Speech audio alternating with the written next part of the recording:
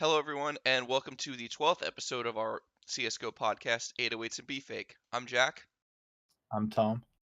and they fucking did it. The boys averted Hell World, the Hell World of Zeus getting a second CSGO major, and now an all-time great core has its second major.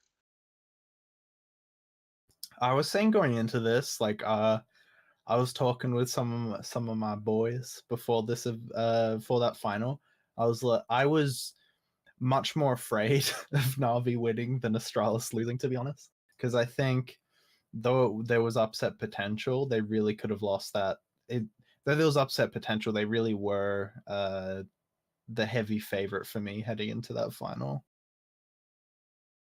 And I mean, they really proved it. Like that was one of the most dominant major runs I've ever seen.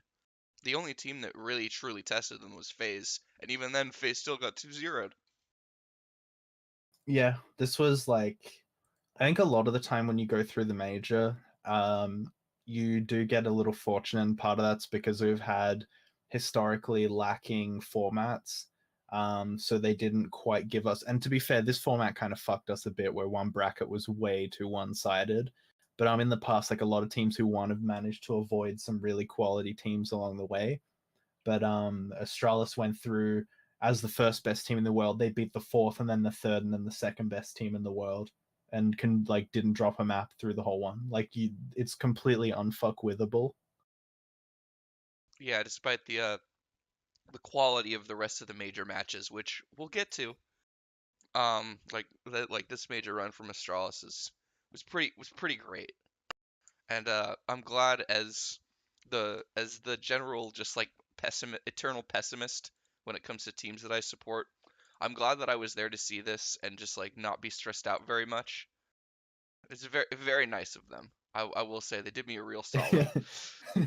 Do people need to understand how your pessimism for teams you support just completely at some point it completely overruns like the logic center of your brain, where like heading into that MIBR game, you'd be like 100% confident Astralis will walk this game, and then like right before you just I think it was the MIBR game saying something. No, it was Team Spirit where you're like, man, I'm not 100% on this result. They might be under. They might be. I'm like, dude, just we're fine, absolutely fine here.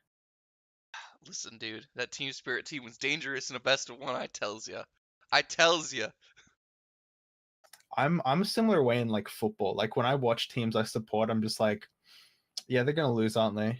Well, No, well, here's the thing. Since you support Manchester United, at this point, it's like they're not going to lose. They're just going to like tie in heartbreaking fashion, and they're just always going to like perennially underachieve in the Premier League because they can never close out games they should. dude, I think I fundamentally changed the way I look at sports in order to facilitate being a fan of that team over the last few years, where it's like I just don't get that emotional about losing.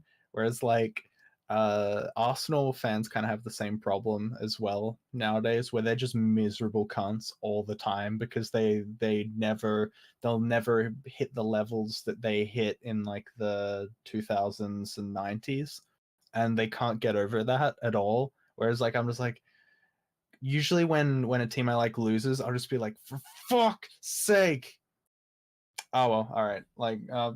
It's over. Like we'll get them next time, even though we won't. But The good news is like for certain teams that have support, I've accepted that they're going to suck because of like extenuating circumstances. But we're off on a tangent. We should probably talk about the major, huh? yeah, it's fair. The other the other thing about this run that was super legit to me is they played not only three teams who are really good, but three teams who've given them trouble in the past, because they're three teams who have the tactical abilities and the individual talent to perform what I don't have a good term for it yet, but it's like the anti-Astralis game plan, which I think you have two general concepts that you have to put forward, and the first of them is you have to somewhat concede that you're not going to reliably win the early to mid round. You're often going to get picked off and have a lot of trouble there. So what you want to do is get into these scrappy late round situations, which to be fair, Astralis are fucking very, very good. They're still a fantastic team in the late rounds and the clutches and the post plants, but they're mortal. Whereas like in the early to mid round, it feels like it's very fucking difficult to touch them. Like they seem impossible to beat in those situations. So you have to get them into those late rounds. The other concept that I think you have to put in is you have to run your economy very aggressively. So you'll notice like Liquid and Navi especially will do. They're teams who do like to force buy a bit, but against Astralis they do it a shitload because if you start doing pretty drastic saves and not pushing them, you're going to end up getting these rounds that Astralis get where they'll just win like 4 rounds in a row, but they'll take like 3 or 4 casualties or something like that. And the problem is it's sort of twofold. It's because if they get their money good and they've got all their nades and utility, especially on the CT side, and they can have like the option for 2 AWPs or whatever the fuck they want, it's very, very difficult to win rounds, let alone like it's already an Astralis gun round, so it's difficult. But the other problem is once they get their bank built up, as a team, you really have to rely on the fact that if you win 2 gun rounds in a row, they're gonna have to save because it's so hard to win multiple gun rounds in a row against Astralis. Even getting 3 in a row is so fucking difficult that you have to be in a situation where if we win 2 in a row, we're gonna punish them and push them into an eco because if they can take 3 and still bounce back and buy, you're fucked. Like once that economy gets to that point, the game pretty much ends. Like you've lost. Yeah, like I felt that like several times at least in that final that Navi really like bought themselves into a corner and like especially on Nuke, but like you'd think they have the players to make that work. But the problem was and Astralis really showed off another one of their hallmarks. Astralis is so good at shutting down stars. Like Oh yeah. you look at the phase series, Nico was literally the worst player in the server. Nico. And then like switching to the Navi series, Simple, the only player who was worse than Simple during that series was fucking Zeus. Like Zeus was even more bottish than usual because he's going up against an all-time great roster. But like fucking Simple is one of the greatest players to ever play Counter-Strike, and here he is just being completely out-schemed. Yeah, and I did want to say, to be fair, that the chosen one has become the frozen one when it really mattered, and Simple underperformed. But there is like obviously yeah the running thing where it's like twists numbers tanked heading into Astralis, even though he had some good moments. Yeah, Nico obviously hardcore numbers tank, even though he's in like really good form. They're just it's weird because you watch them and it's not necessarily that they have a game plan for each star. They're just so thorough and good at stopping like multi-kill plays and these players who like often these stars, particularly these aggressive ones, they're very good at finding like holes in the defense or like making plays around smokes or just doing little finicky things and using that to find their way in. And because Astralis are so thorough and there's not many holes in their defaults and their plans and that sort of thing, there's just not really much room for error with these players. And even the very best players we have really struggle to get it done when they're really rolling. One of the one of the craziest things that I saw Strauss do in the final. Well, not really crazy because it's a really simple concept, but like I'd really never see them go outside without that wall of smokes. Because the thing about Navi's CT side setup on Nuke is that they have electronic playing in the garage, and then they have simple playing in heaven as the like major rotator. Like he can watch the upper bomb site. He can go out onto that little like catwalk and watch outside, and he can also go down to a ramp room. And every time they just smoke that off to neutralize their 2 best players, being able to get a first pick and get advantages. Do they? Yeah, they were just rinsing motherfuckers on that Nuke T side. Like it is ridiculous. Like at this point, I think a couple people have been talking about if you're playing Astralis, it's worth floating your perma ban because first of all, like it's just so you can ban Nuke because they're 19-0 on Nuke right now, and it's you can't like they just can't be beat on that map.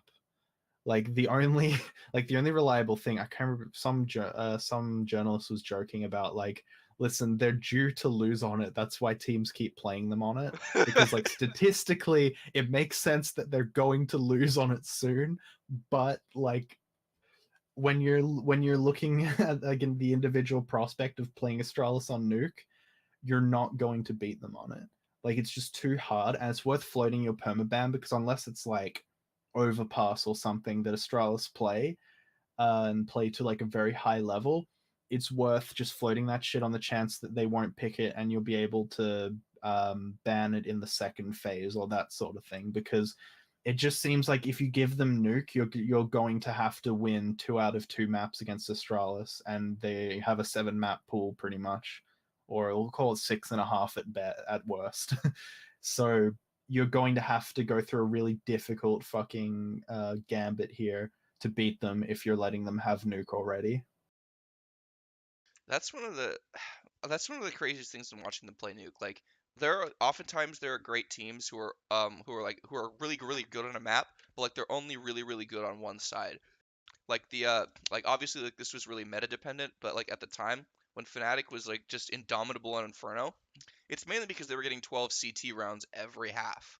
Like they like eke out just enough rounds to win on the T side, but like the CT side was untouchable. For Astralis, both sides on Nuke are just untouchable. Like they're the best like T-sided Nuke team of all time. Like obviously you can't compare this version of Nuke to previous versions of Nuke, but like even on this map, like their T side is completely unparalleled. And like once you switch over to the CT side, it's just as fucking like it's still a brick wall.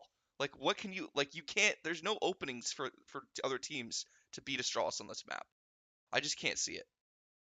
Yeah, it's just too fucking hard. Like because it seems like as a team the map suits them well, as individuals each of their different areas suits them super well. Like it seems like you've almost like to some degree tailor built a map for them. And I was tweeting about them. Like I think that they're better on this map than any team has ever been at any map. And though it is difficult because we have some very good Nuke teams. We don't have another like great Nuke team in the scene to test them. But I mean, I feel like no one could test them on this map. Like there was this fucking thing where I don't know if you saw before the final, uh Peacemaker tweeted Oh yeah, I beforehand saw this this. thing who's like he's like proud to see that I am the last in-game leader to beat Astralis on Nuke. Is like it was online and it was with Heroic and it was a long time ago, but a W against Astralis, it's still a W. It's like shut the fuck up, just get out the scene, mate. Like how how has he turned like the this huge grand final that's going to be defining the like potentially career defining for a team and an individual player in Simple, and he's turned it into like a humble brag for him for that. Like I don't even know how long he was on Heroic. Dude, Peacemaker just it's incredibly on brand. Like what more could you expect from Peacemaker? That's true, that is a classic Peacemaker move. Like any fans of him would be lapping that shit up potentially. But yeah, I don't know, overall I just don't think you can touch them on that map. And even with the rumors that oh fuck, what was it? There's a rumor that they're gonna get rid of Train or Cash next in terms of Valve changing the maps out, which is fucking ridiculous. They're gonna put Because Cobblestone back in, aren't they? I assume so, which God, is terrifying. why? But Cobblestone's the worst fucking map, dude. It's so bad. Like we had to fucking put up with Cobblestone for like 4 years in the competitive map pool, and it was garbage. It was just the worst fucking map. I'd never want to see another game of Cobblestone played again competitively.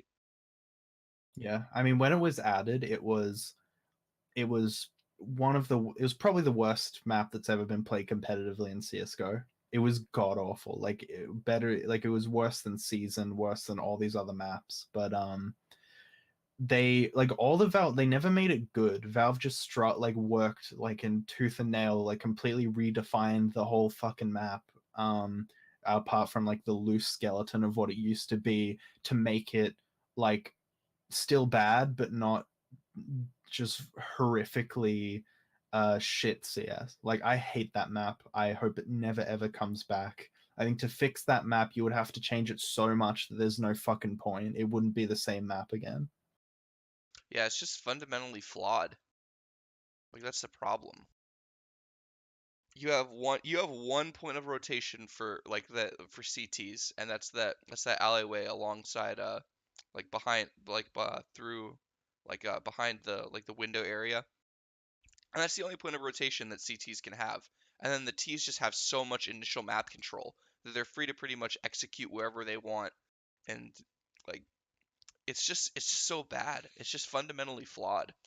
I Like don't see B how is it can just a ever be a map good about map. aim duels. Yeah, exactly. But like yeah, the B side is all about aim duels, to the point where you end up in this fucking stupid situation where you're like, okay, how many players can we stack onto B for? Because if they hit B hard and we don't have like 3, 4 players there, we can get fucked super hard by just losing the fights.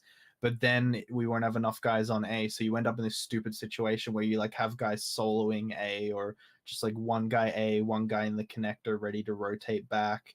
And then you have the other problem where drop is one of the worst areas on any map in Counter Strike, because it is so dependent on what feels like luck and just getting the right timings and hitting the shots, because it's such an awkward spot to fight people as a T or a CT.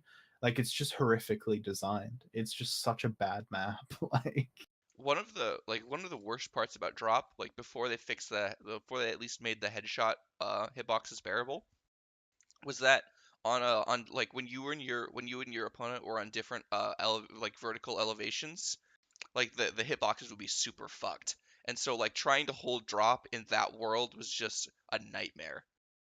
yeah. Like I do feel like if we're trying to be positive, you'd end up with some really fucking insane nade setups from Astralis to hold drop, where like you could see them like giving it up and then just like nade stacking the fuck out of it and just carpet bombing the whole area. No, And like taking out like Astralis are gonna 3 guys. permaban Cobblestone if they bring it back, and Oh rightfully yeah, so. probably. Actually, I don't know. Honestly, they might stick with that cash ban. I think they have a better chance of being good on cash than they do on Cobblestone because like they've never been good on Cobblestone. I mean, they haven't really ever played it, to be fair. Yeah, and there's a reason for that. Yeah, which is, to be honest, it's one of those maps where it's a good permaban to have because it's so temperamental and it's so hard to be consistent on it. And there's so much dumb shit that can swing a key round and lose you a game. I, I'm gonna But be back to back to I the mean good back to times. Astralis, I guess. But the one thing I was thinking is like I think this major elevates them to being like all-time top teams, because I like they've definitely like clearly like demonstrably world number one. They're clearly having an era, which I mean, even then, how many fucking teams can you say had an era? Like Nip, Fnatic, arguably SK. FaZe didn't manage an era even with 5 Hall of Famers, and seemingly the scene just like opening up for them. And right now, like it kind of shifts their priorities, because I don't think they're shooting for any of that shit anymore. They're legitimately shooting to be the best team in Counter Strike, like all time. Yeah, and if they win another major, I mean, I'd probably put them there because I think so. I think they play better than that Fnatic team that had an era. Yeah, I think they play the best CS we've ever seen. I think, yeah, if they're able to, because the next major I think starts in February, like the finals like March 3rd or something. If they keep going at like the same rate that they won tournaments in the lead up to this major, and then they win that major, I think they're the best team of all time. Because the thing about SK is, so they had a pretty long what people consider their era is quite long, and they had a major bookending either side of it, but they were never as consistent. They won like a lot of key events, but the problem for me is that they also had a lot of events where they went out in groups, or they didn't make the playoffs, or they didn't make the top fours. Whereas like this Astralis team is an absolute top four, like lock them in immediately. The only times where they didn't get top four was like where they made it to the quarterfinals and lost in like super close fashion to the team who won the event. And whenever they usually lose an event, it's almost always the final. Or to the team that goes on to win to the event in the case of Cologne. Yeah. Like there's like I'm so excited to see what the next few months bring because it's either Astralis win Katowice and cement themselves as the best team ever, or some team like rises from the ashes of just getting absolutely skull fucked this major and like rises to challenge them and beat them. Like if there's gonna be some fucking banger storylines for the next 6 months of Counter Strike, and I'm excited to be there for it. I mean, there's going to be some insane roster moves. Like some teams are either going to elevate themselves to a high level, or they're going to absolutely fuck themselves. So we could potentially end up in an era where Astralis are even more dominant. Where, like, say, we'll get to them later, but like FaZe make a bad move, and then Simple's still trapped in Navi due to that contract, and they make potentially the wrong move, or they somehow keep that lineup together. Mouse Sports, I think, are going to fuck themselves. Like, there's potentially a world where these, and I think Liquid might honestly be a little too close to making a bad move. Like, there's a world where Astralis just like cruise to another major, because this is the easiest major win I've ever seen. Like, not saying that it was easy for like they weren't incredible, but like this is the most dominant we've ever seen anyone win a major. Like, this is more dominant than when like VP won that Katowice 2014, I think. Yeah, I think again part of the reason it was so dominant is because they how easily they took care of the top teams. Like they played Yeah. they played the other three best teams in the world and just like no one took a map off them. Like, I will say that there was actually, I guess we'll get to this later with Liquid, but there was a resurgent Liquid fanboy uh I don't know, contingent happening, but I guess we'll get to that later. But I guess the only other thing is with Astralis is like we got a bit into talking about this a while ago or a couple days ago, where it's like I personally think that like Device is handedly in the number one player in the world conversation. And again, like I don't know if I agree that he's a number one player just because like the rest of his team is so strong.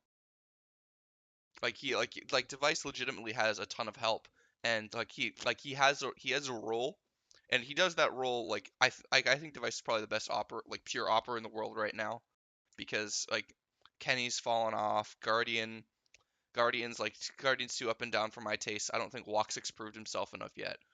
But I don't think he's asked to do as much as Simple is. And I think that kind of hurts him in my mind at least for him overtaking Simple as best player in the world. But like he's absolutely fucking incredible. Like anyone at this point who says that like Cold Zero is like a better player than Device can just eat my shorts. Like there's just it's not true. There's no founding for that in my mind.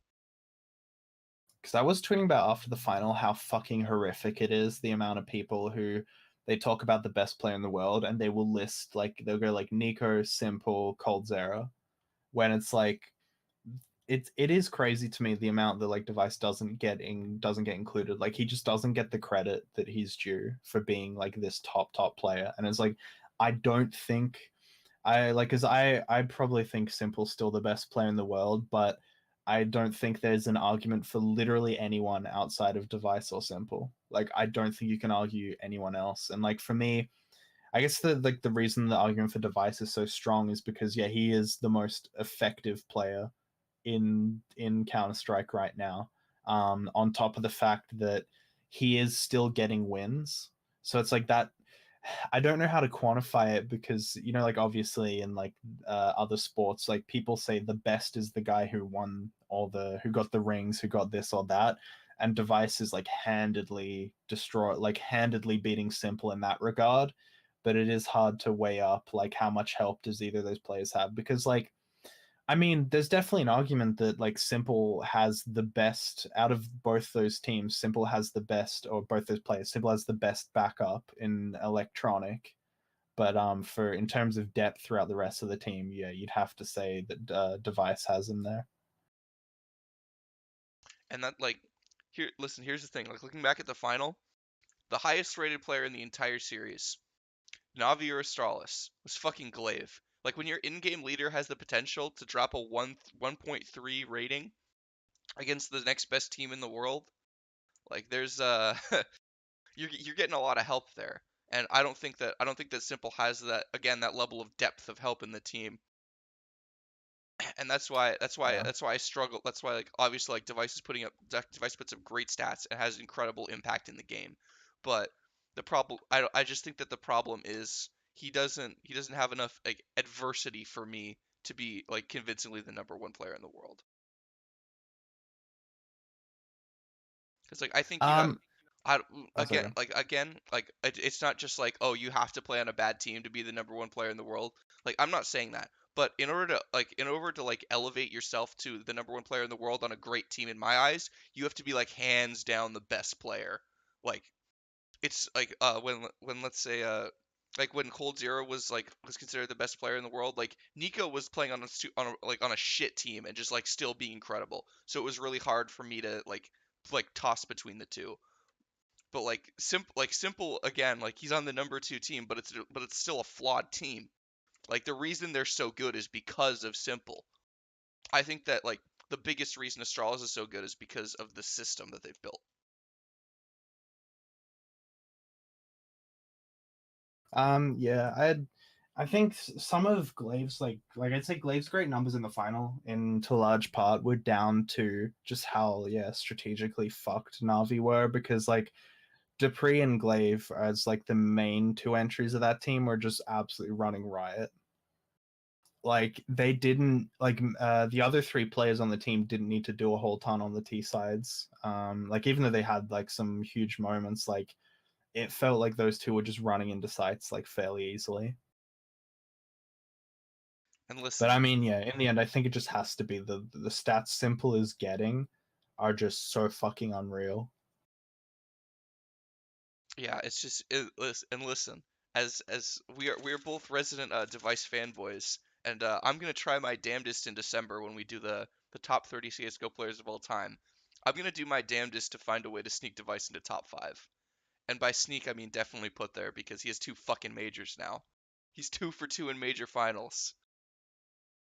I mean, to for me, he's like 100% in the top five. Like, I don't even think it's like I don't even think it's well, because the argument I'd make as well is that, so if Neo is considered the best 1.6 player of all time because of his consistency over Forest Peaks, then like surely Device has to be very high, But because he's been so fucking unbelievably consistent throughout for a long ass time now.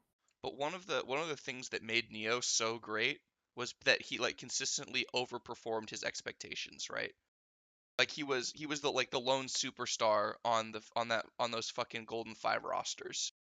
And like he had to go up against like SK and Fnatic. Like at the time with like Get Right and Forest, who were like fucking incredible players. And he came out on top over them a lot. He had to beat like peak Navi when Markelov was just a god and not a washed up support player.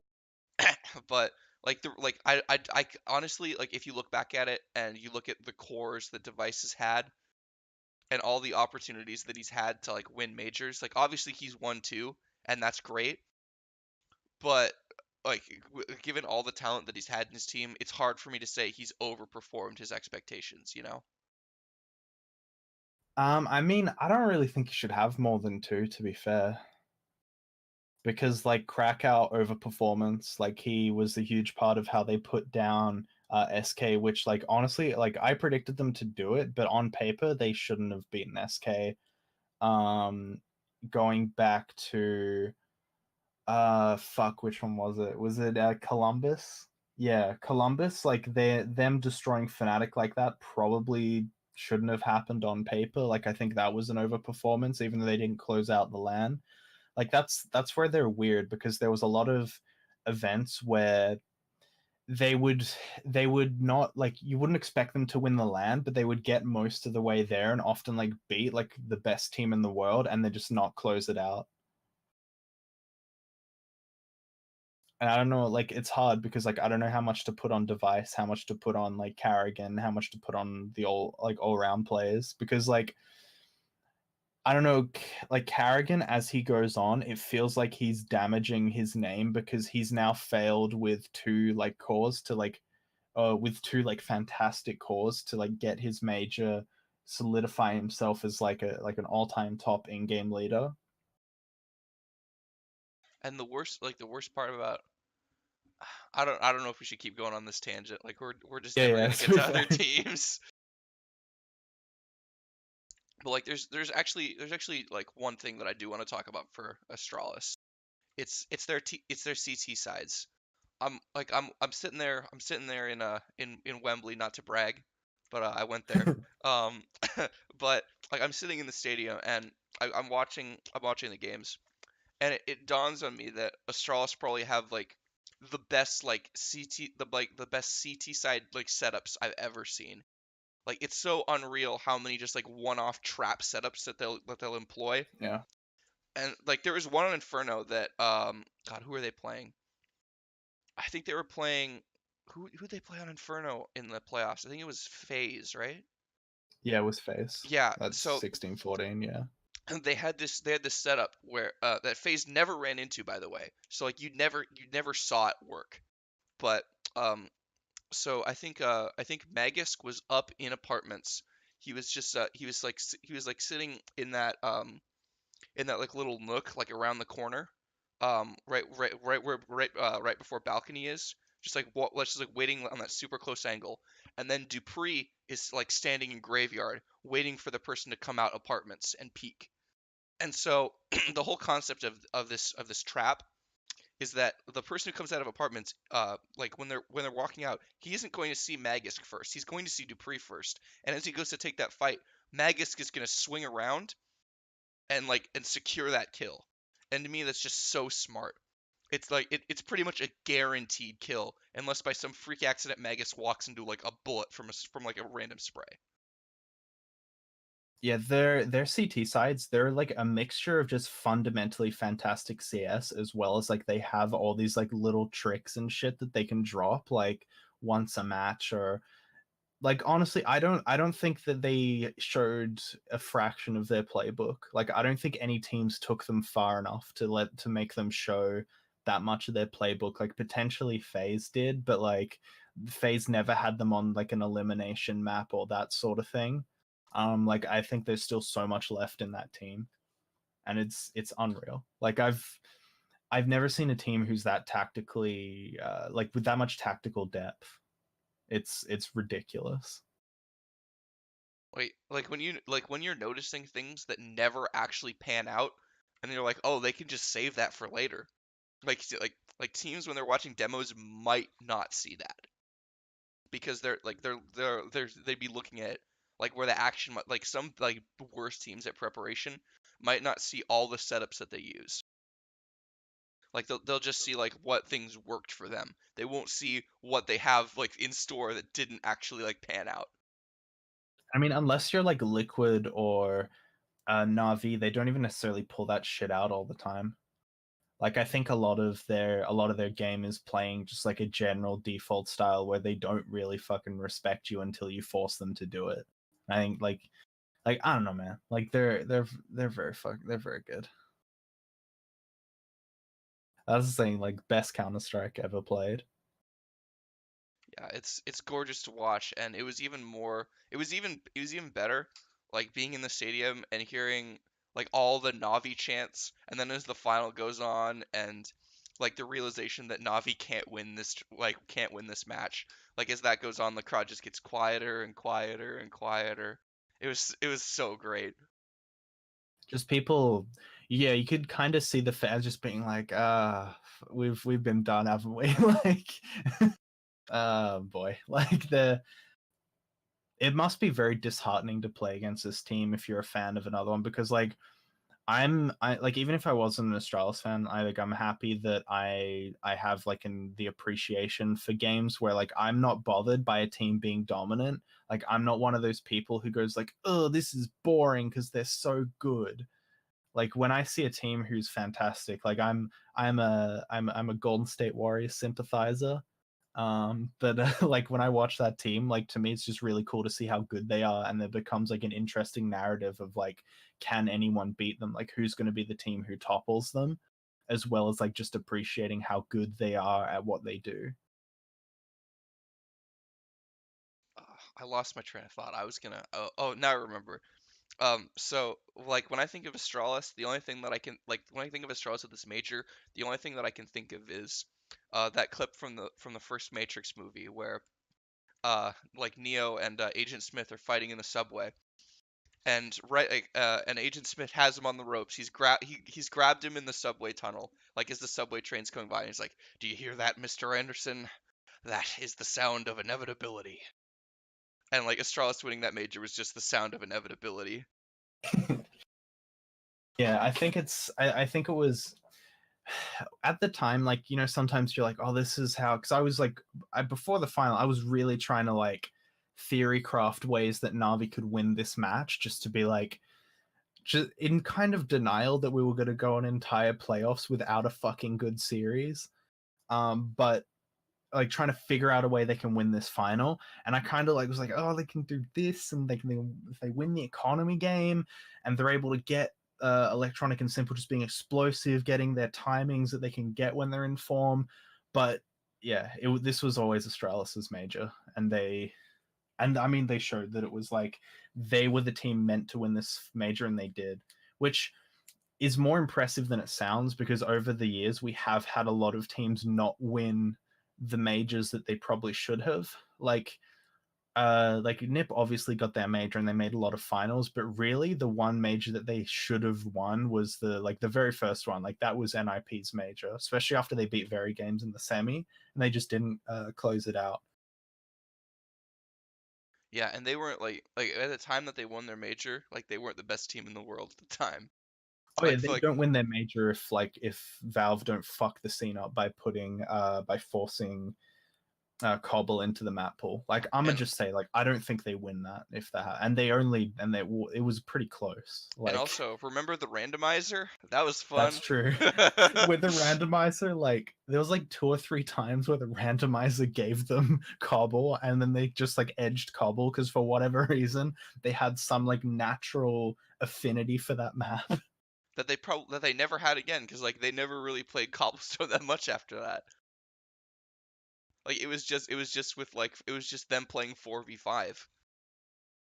Like that's the only Yeah, time they were ever great at that fucking Cobblestone. major was a joke. Like I'm gonna be real, that major was a joke.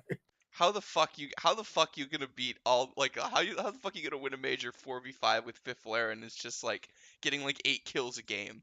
Like how have you done this?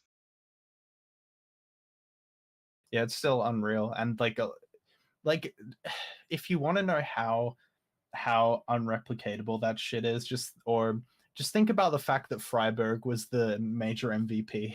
Like a man Ugh. who not only is like just the traditional hard entry fragger who was incredible back in the day, but the hard fucking entry uh who is now absolute dog shit and will never make it on a top team again. Like I don't know if Freiburg's gonna end up on my top 30. Like that's how bad this is. Ah, man.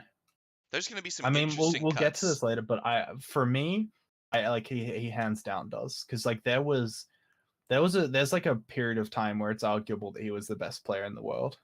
Like he got kind of overshadowed by Get Right, but like fuck, he was so good at the start of this game. Like you couldn't. It was stupid. Like he was doing, like, I'm not even kidding. Like there were times where he was doing like simple shit. Like in the sense that like he would just get these mind bending entries, and just like he would just.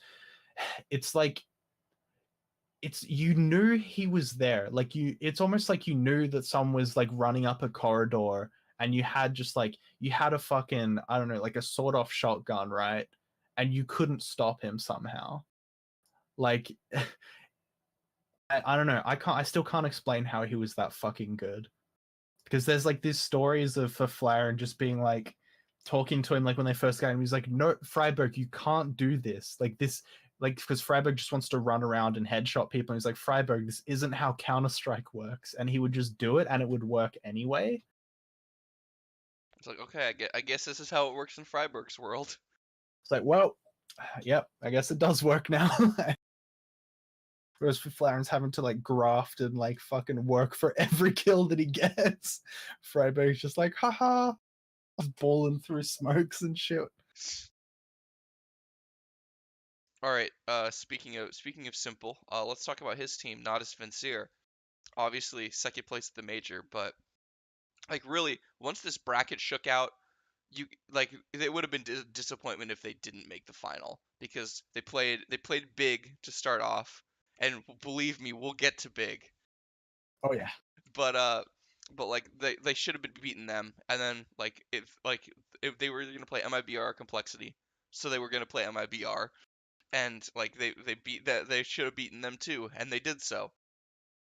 Like I don't know if you can say like I don't know if you can say like it's a super disappointing result, like getting second at the major, but like they really should have been in a position to win the final, and they just weren't. Like they never had a shot in that series. I mean, yeah, I'll be honest and say I don't know if they had made that final, if they got on the harder side of the bracket and they had to play not even Astralis, but like Liquid or FaZe or that sort of thing. Like I wasn't very confident in them with this major. Like I didn't think they were gonna make the final until I saw that bracket draw because in my head I'm just like, look, I was expecting Edward to be dog shit again, and he really wasn't. Like he was actually pretty decent. Like he was still kind of like he wasn't really an asset, but he was still pretty decent. And though I think some of that is because like when Navi were rolling through plays, he was just like standing in the background, just picking up kills and like boosting their stats and shit.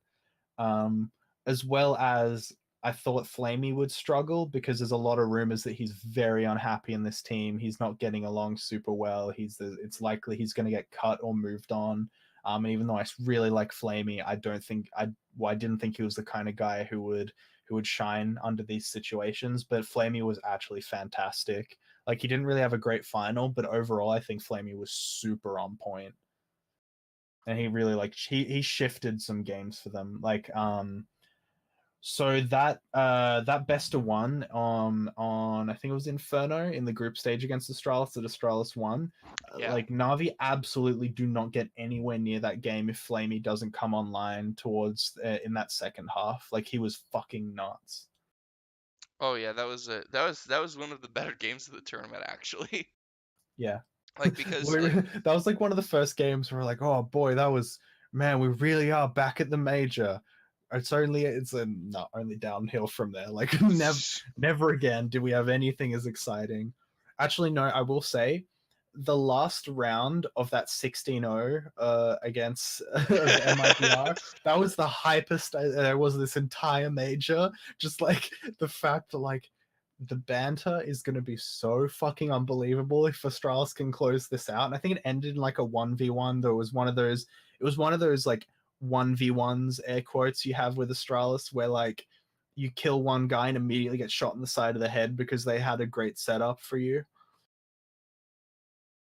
yeah, oh man. We'll get to that later too, but Yeah.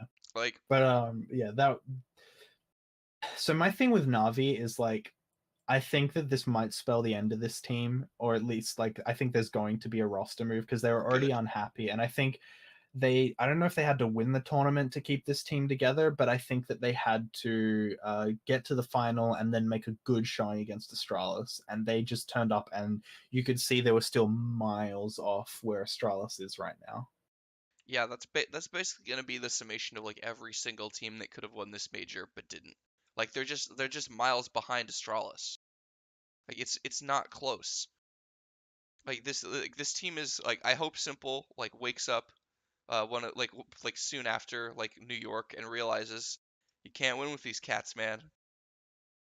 Like the only like honestly the only two players worth keeping around in this team are like Flamey and Electronic, and that's it. Like I don't Yeah, I don't think you're gonna reliably beat Astralis with Zeus as your in-game leader. I don't like you're never gonna rely on Edward to be good or even like serviceable at this point. Like I think he's really washed up.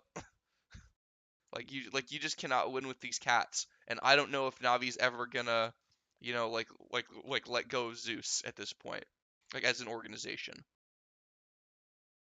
Okay, so I will say, so yeah, I think Edward has to go.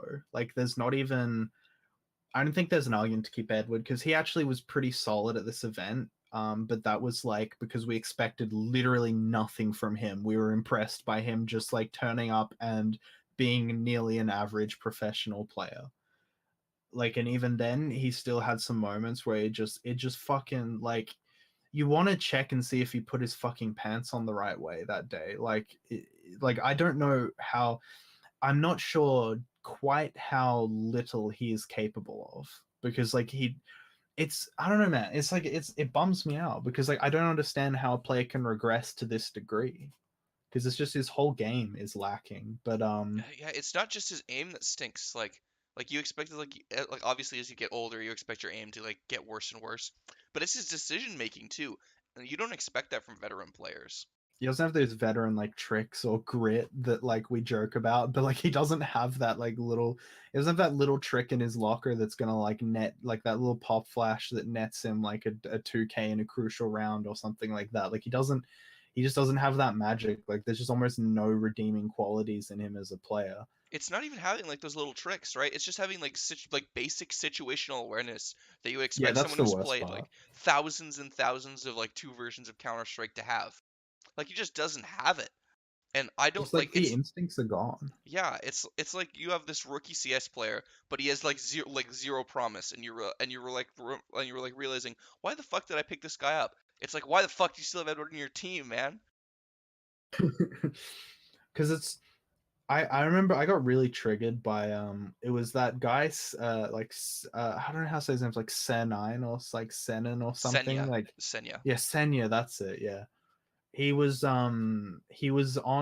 that interview with Thorin where he was talking about like CIS region CS, and he said and obviously he's on the Navi payroll as a streamer, so maybe this clouded this point, but he said that the reason they should keep Edward is because if you pick someone else up, that's a risk. Whereas Edward, he's a known quantity. But the problem is like, what is the risk that you get another player who's shit? Like, you have to think that like, what's the worst that could happen when you replace Edward, right? Like, I guess you have a guy who has a bit worse chemistry with your team, but like, surely if you're a big org, you have money, and I guess Navi are pretty cheap historically, but I feel like you can't fuck yourself by making a roster move here. Like that I just don't get why you would keep Edward. Like surely he's going after New York. I mean, he fucking better. Like it's either you cut Edward and you try to like take a risk to improve this team, or you lose the best player this organization's ever had. I mean, to be fair, it's gonna be very hard to lose him because like I'm gonna say simply you're a fucking idiot like signing that long-term contract with Navi because he's trapped right now. Like, and I think like honestly, what MIBR paid to try and get him, that price has probably jumped. Like it's probably higher now. But so the like an interesting way to look at the Edward situation is it was actually I can't remember what show it was on, but Thorin had a really good point on Skadoodle that he said that he actually said this to C9 Jack, and it's that so if this guy is your plan A, if you cut him tomorrow, he retires because no one wants him. Like Skadoodle, as soon as he's off Cloud9, he retires and he never plays professional CS again. Edward is probably in the same boat. Or if he does, he's going to like tier 3 at best. Why would you make this guy your plan A when he would be like plan fucking Z for like any other team. Like no one would want him. Yeah, that's a really good point. Like Like the no, value of Edward is so fucking low. At least Skadoodle has value because for some reason the fans still fucking love him, even though most of them weren't even watching when he was good.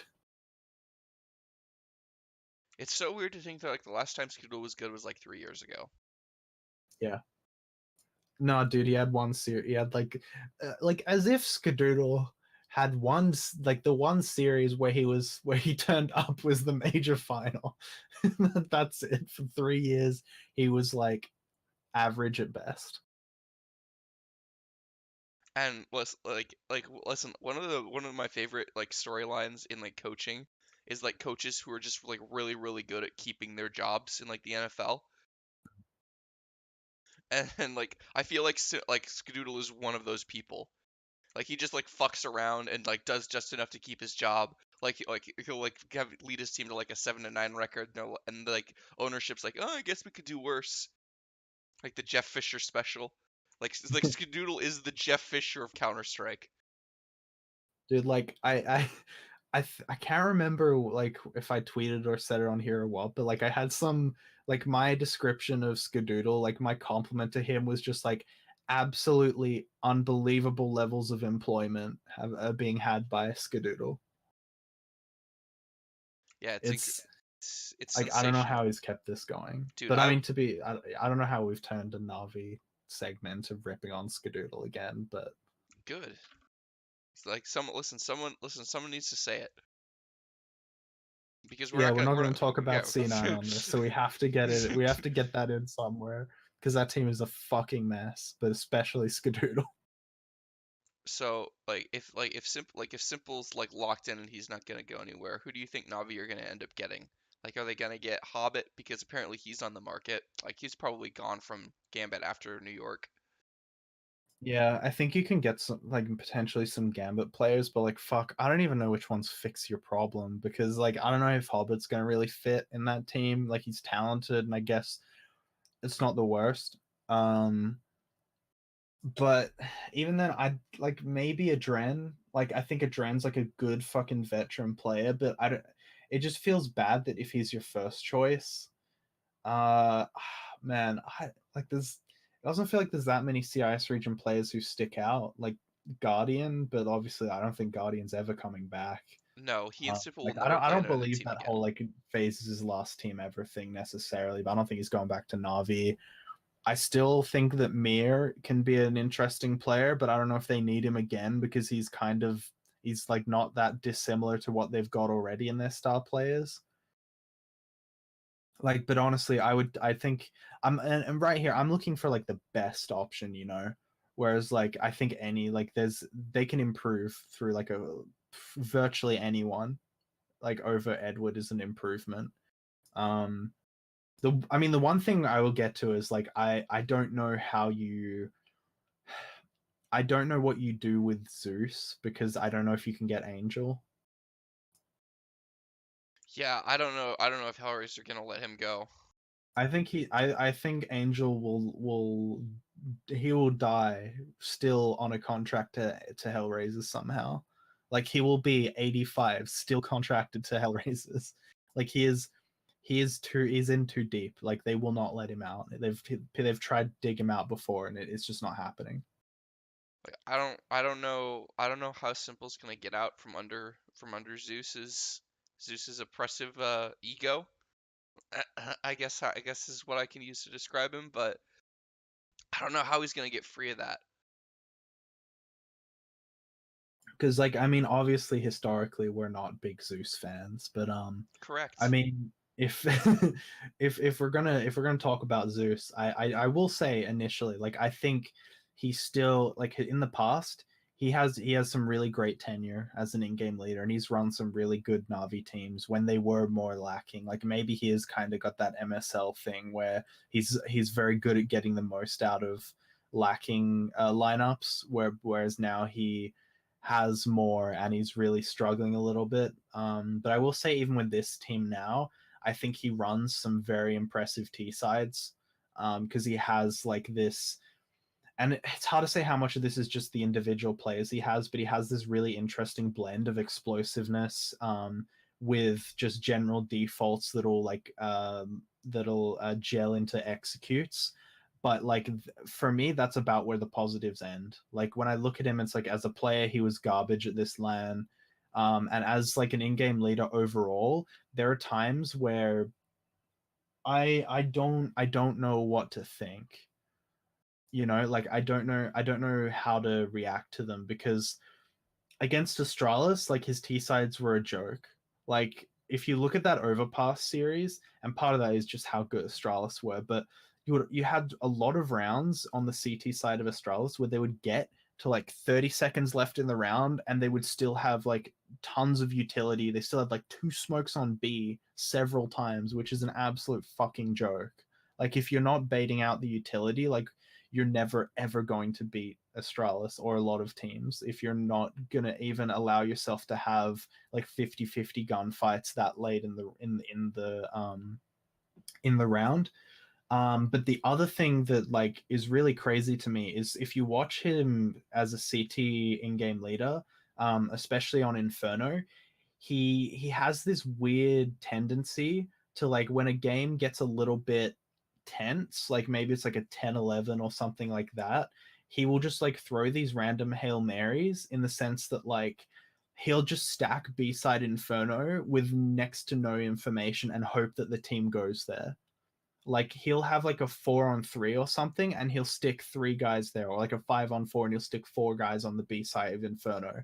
And to me that's just so unreal. Like if you have a man advantage you should be able to close that round out most likely. And like I get that Inferno it's like a very trade heavy map, but like getting to that point and rolling the dice is a really is it's really scary for me. Like if I was watching a team I support do that, I would be like super worried for them heading forward.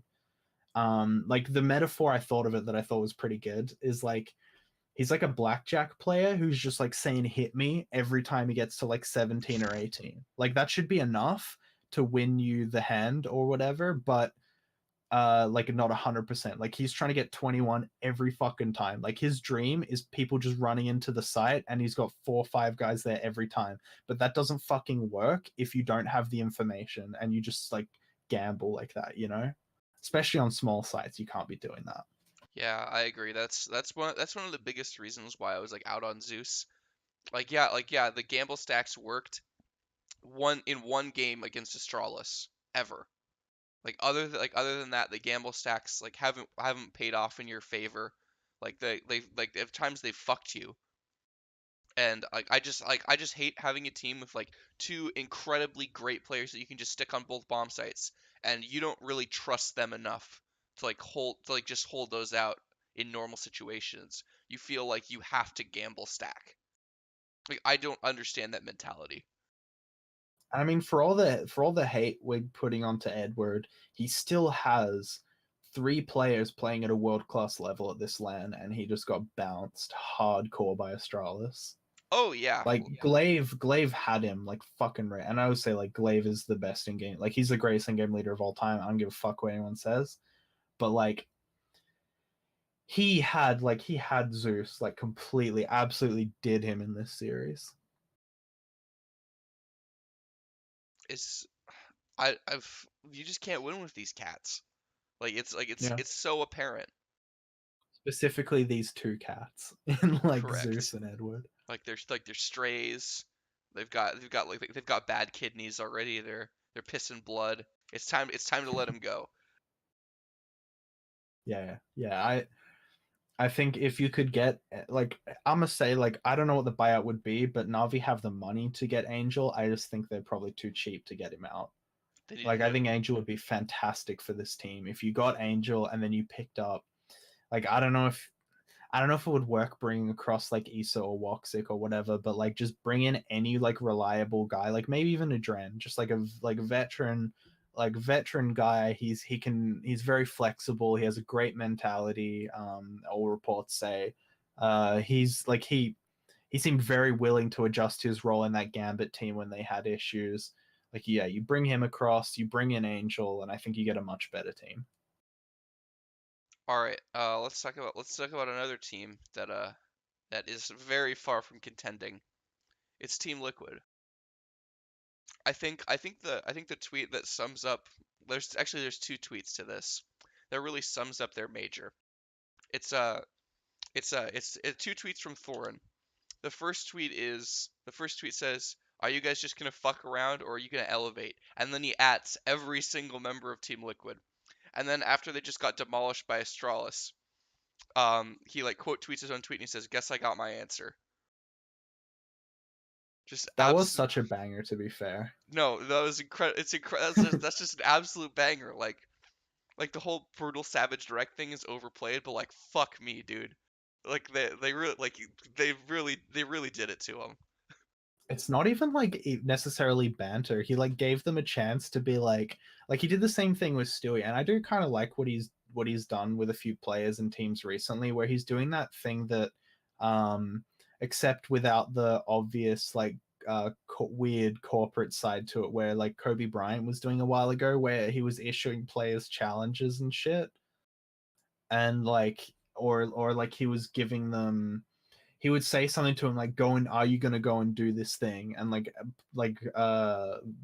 verbalizing, solidifying like a thing, like are you going to like finish this, like whether he's said to them like are you going to fuck around this time, or are you going to actually win this land, or like Stewie, like come show me more and all that shit, and then like giving them the option to like kind of accept that and be like yeah, we are going to do that, so when it happens it's fucking legit, but when they fail it's fucking brutal, like what happened here. Like didn't even wreck them super hard, just literally said I got my answer. Like you did, you fucked around again, and you weren't even able to like, because if they lose to Astralis with honor, like that's fine, but like they got fucking obliterated. And the crazy thing is like this obliteration could have been worse. Yeah, Like like there was this really weird narrative on the first game of the Astralis Team Liquid series where the scoreline was 16-8, and the analysts Sponge kept saying, "Oh man, this game was closer than the scoreline indicated."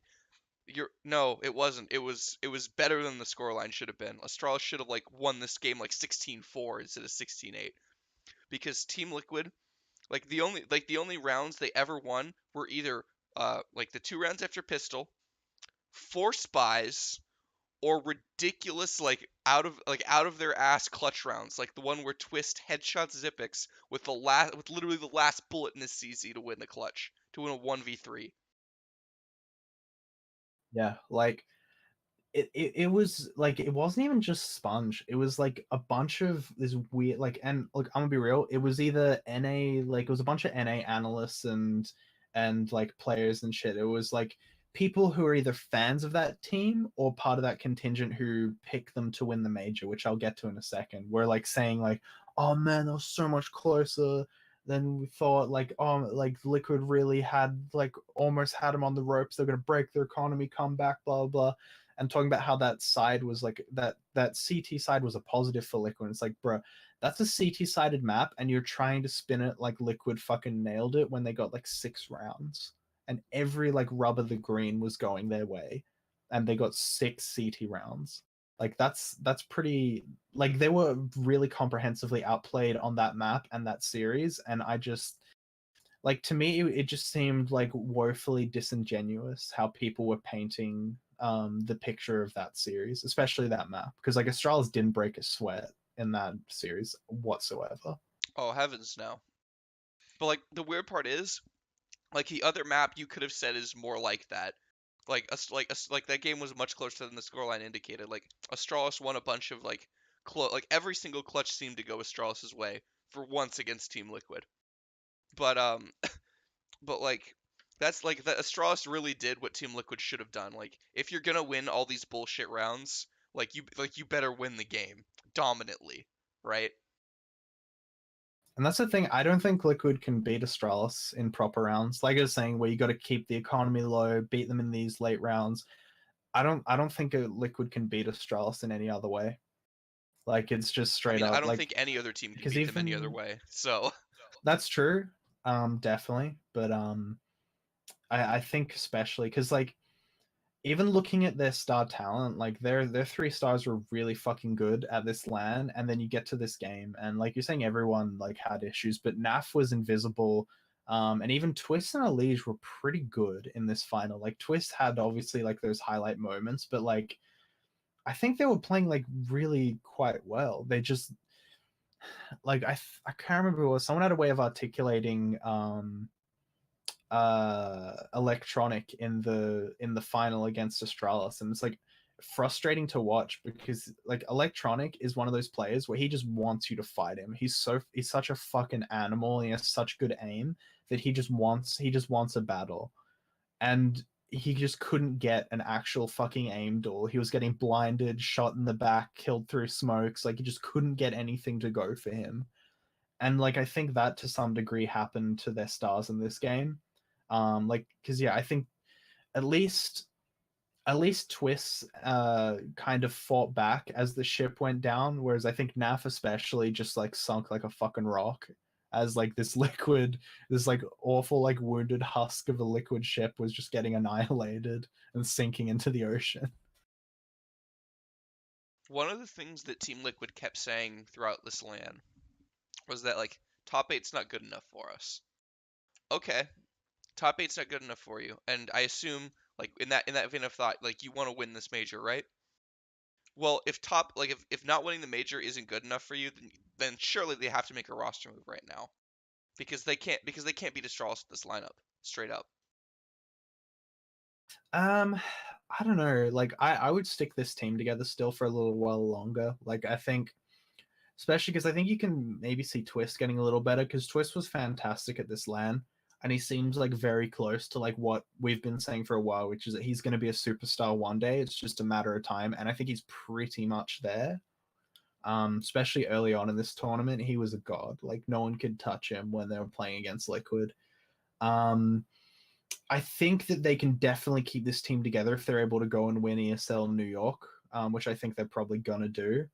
I hope they Honestly, do. Like this team, like we again, like what we said, like with this team's consistent results throughout the year, like they deserve to win a tournament.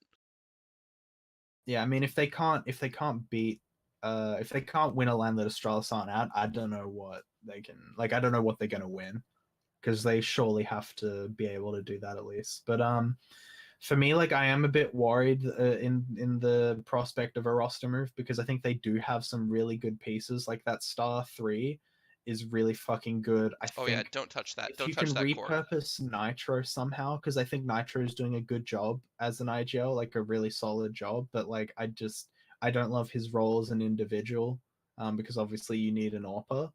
But then it's like you end up in a problem where it's like, well, then who are we gonna kick? My one thing I will say is like I'm usually like a pretty big like I'm usually quite positive about Taco. But I was tweeting during the semifinal that like he was getting like Astralis, I think, very clearly targeted him on both maps. Like on Nuke, they're like there's a liability playing ramp room, so they just kept going ramp, killing him, and then you've got all this map control. You can pretty much go wherever the fuck you want, and so like that's how they were just running onto the B site several times. And though they were kind of having their way with most of the areas on the map, it seemed like ramp was just like like it's just free real estate for them in that on that match.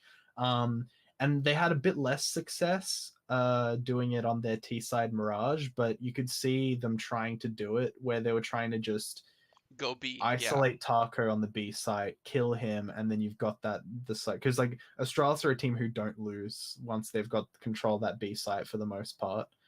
But yeah, I don't know. I don't think it's like necessarily let's throw him out, like let's act on this, but I think that is potentially a problem because I assume other teams are going to do that Yeah, like that series against Astralis like might tempt them to cut Taco. And I don't know if because he was that's god awful in that oh yeah, series. Like he he had was like 15 so kills bad. or something, like ridiculously low. Yeah, he was terrible, Ernie. Just terrible. But I don't know. I guess my parting thought on that team is it's like you've showed us that you can be a tier one team, but we want more. Um, I mean, also, they've said that they want more. yeah, that's true, but they need to show it. Like Yeah, because exactly. they haven't shown that they can win. They can like at all contend Astralis yet. But and this should be the time where you like. This is a great time to be really good because I think you like the top tens that are like in a rough period. There's only one team who's fucking unbelievable, and I mean, like, look, MSL was able to beat them with North, and part of that was because he literally like just fucking spent his like he just spent that long working on them and didn't seem to really work on any other team and put like his entire life on hold to figure out a way to beat Astralis. But like obviously like it's not impossible, and you have like some very good pieces, but I don't know, like and again, like I was saying, I don't need you to beat Astralis. Just show me that you can at least contend with them, which they haven't done for me yet. Like it's usually they contend on one map in a best of three and then lose. Most of the time 2-0. But Yeah, they I don't know. I definitely guess my didn't. other I'm really sorry, go on. They definitely didn't contend here. So Oh yeah, definitely. But my only other thought on them, I guess, is that like I don't know what the fuck they have to do to get the appreciation of the NA fan base, because I feel like they're still not behind this team. It's just like Moses and us just like cheering for them. it's so weird. Like this is the best team that North America has ever had. Like that Cloud9 team that won a major never played as good as this team. Yeah. But like dude, even speaking on Cloud9, like it's a fucking joke how like a bunch of like a huge number of the NA fans seem more invested in like Cloud9 digging themselves out of this hole than actually getting behind Team Liquid, which is hilarious to me because it's like did you see that post? I don't know if you are so fascinated with the Reddit degenerates as I am, but Oh there was heavens this no. I don't go on post Reddit, dude. like before, like a few days before the major, where it was like, oh, it was like this guy's like, I heard, yeah, it's he's like, I'll never forget the time when I gave Stewie a high five at ESL1 New York, and it's literally just a video, a 6-second video of Stewie walking, like he's like Stewie's like being led by security down the alleyway or down the like corridor or whatever, and he like gives like this weak ass under like low five to the guy holding the camera, and then he turns to his friend, and his friend's like, oh, that's it. Dude. 1,400 upvotes. Oh 1,400 upvotes. 14 fucking hundred. Like that, like what, like yeah, what the fuck does Team Liquid have to do to get these fans behind them? It is a bit of a joke. Like these players are freaking out about like players that aren't even on the Cloud9 team anymore. And they're just like, I love you forever, Cloud9. And like Team Liquid's out here like trying to win majors and they're like, oh, who are these? The B team of NA. You know, the team that's had like better players than Cloud9's ever had. Cause and like here's the thing, Twist is gonna be like Twist if he's not already better than Stewie ever was, he's going to be. Oh Like yeah, I straight up think he's better than Stewie's ever actually showed us. Like I think he's like Stewie's never blown me away at all like Twist is right now. But oh yeah, same. I will say like because I have had a bit of a like a heel turn on them after like obviously we've both been big fans of this team as just like not fans but like we've just liked this team a lot and how they play and what they've put together. But yeah, I thought it was pretty fucking wild, this contingent of people who just picked them to win, because like this is the way I looked at it. I was like, right, so you're taking a team who they've never won a big event with this lineup ever. They won a single tier 2 event that wasn't in front of a crowd, way less pressure. It was like that CS Summit event, which they won with a different lineup. Fucking, what was it, a year ago? Like that's all they've ever won in their history. Zero trophies, zero rings with this lineup. They failed to even close out a bunch of events where Astralis weren't at.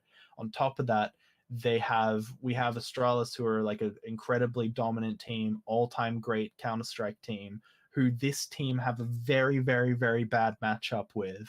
And we've seen throughout history they have a very bad matchup with Astralis. Why would you pick them to beat Astralis?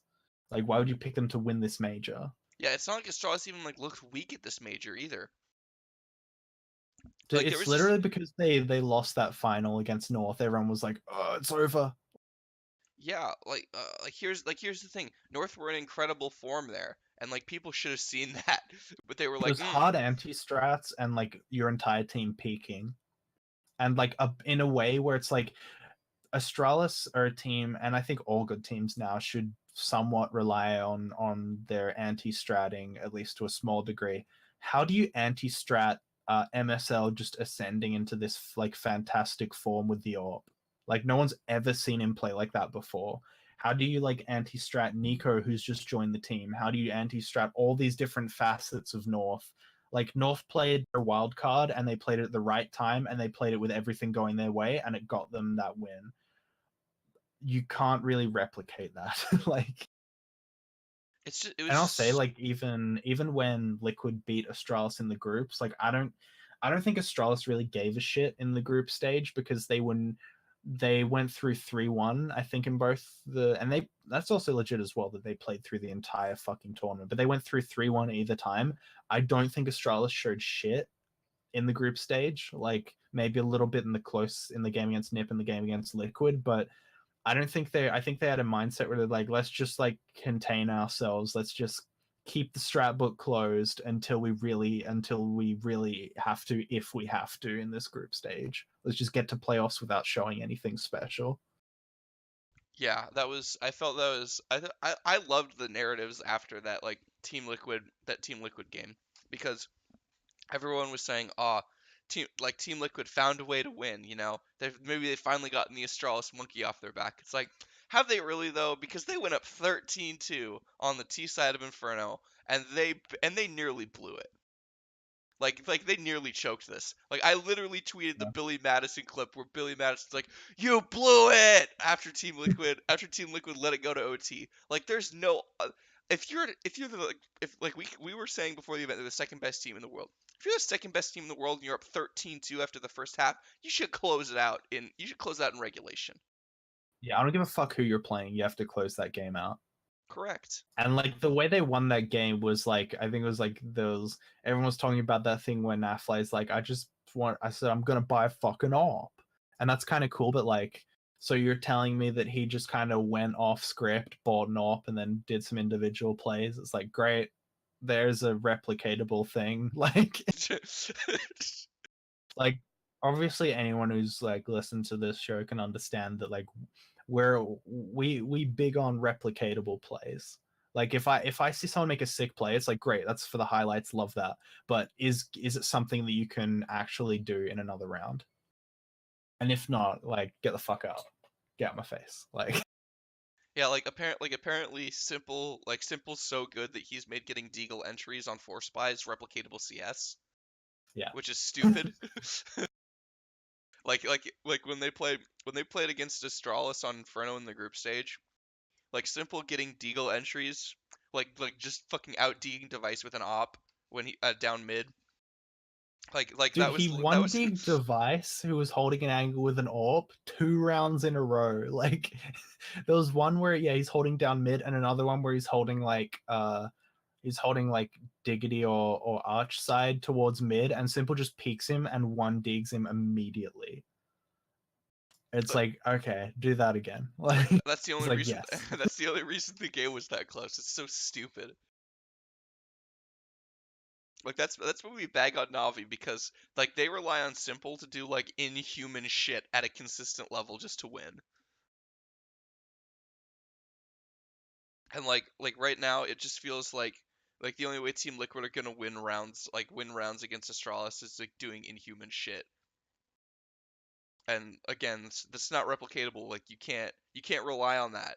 You can't rely on them like winning every retake on Mirage like they did a couple tournaments ago. Like you can't do that. yeah, I don't know, man. Like I'm still like their team, but I think they got humbled here pretty hardcore. Speaking of teams that got humbled, Made in Brazil, MIBR, the first team, a team with three legendary all-time players in CS:GO, Fallen, Fur, and Cold Zero. Also the first team ever to get 16-0 at a major. Yeah, like my thing with this team is I'm so sick of people being hype about this team. Like at least I understand it if it's someone like Launders where like at this point I don't think he can get off this train. Like like whatever that John Mayer song is, where he's like, "Don't stop this train" or something like Stop, that. dude, stop this train. I love that song. Yeah, oh yeah, it's a good song about how scary being old is. But like I don't think he can stop this train at this point. Like fair play. I think you're all in on Stewie and you're all in on that SK core.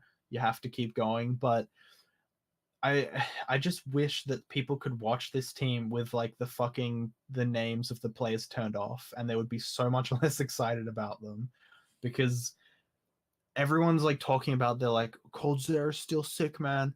They're working on they're working on getting Fallen back to his peak level. And that's gonna be sick. So he's like one of the greatest swappers of all time. Which first of all, I'll stop. Like I think his not only is it gonna be very hard to get back to his peak because it's so much higher than the level he's at now, but I don't think his peak was anywhere near as good as people think it was. Like I think it was about like him just having this impact where he would net you like 3 rounds due to like clutches and crazy plays per game.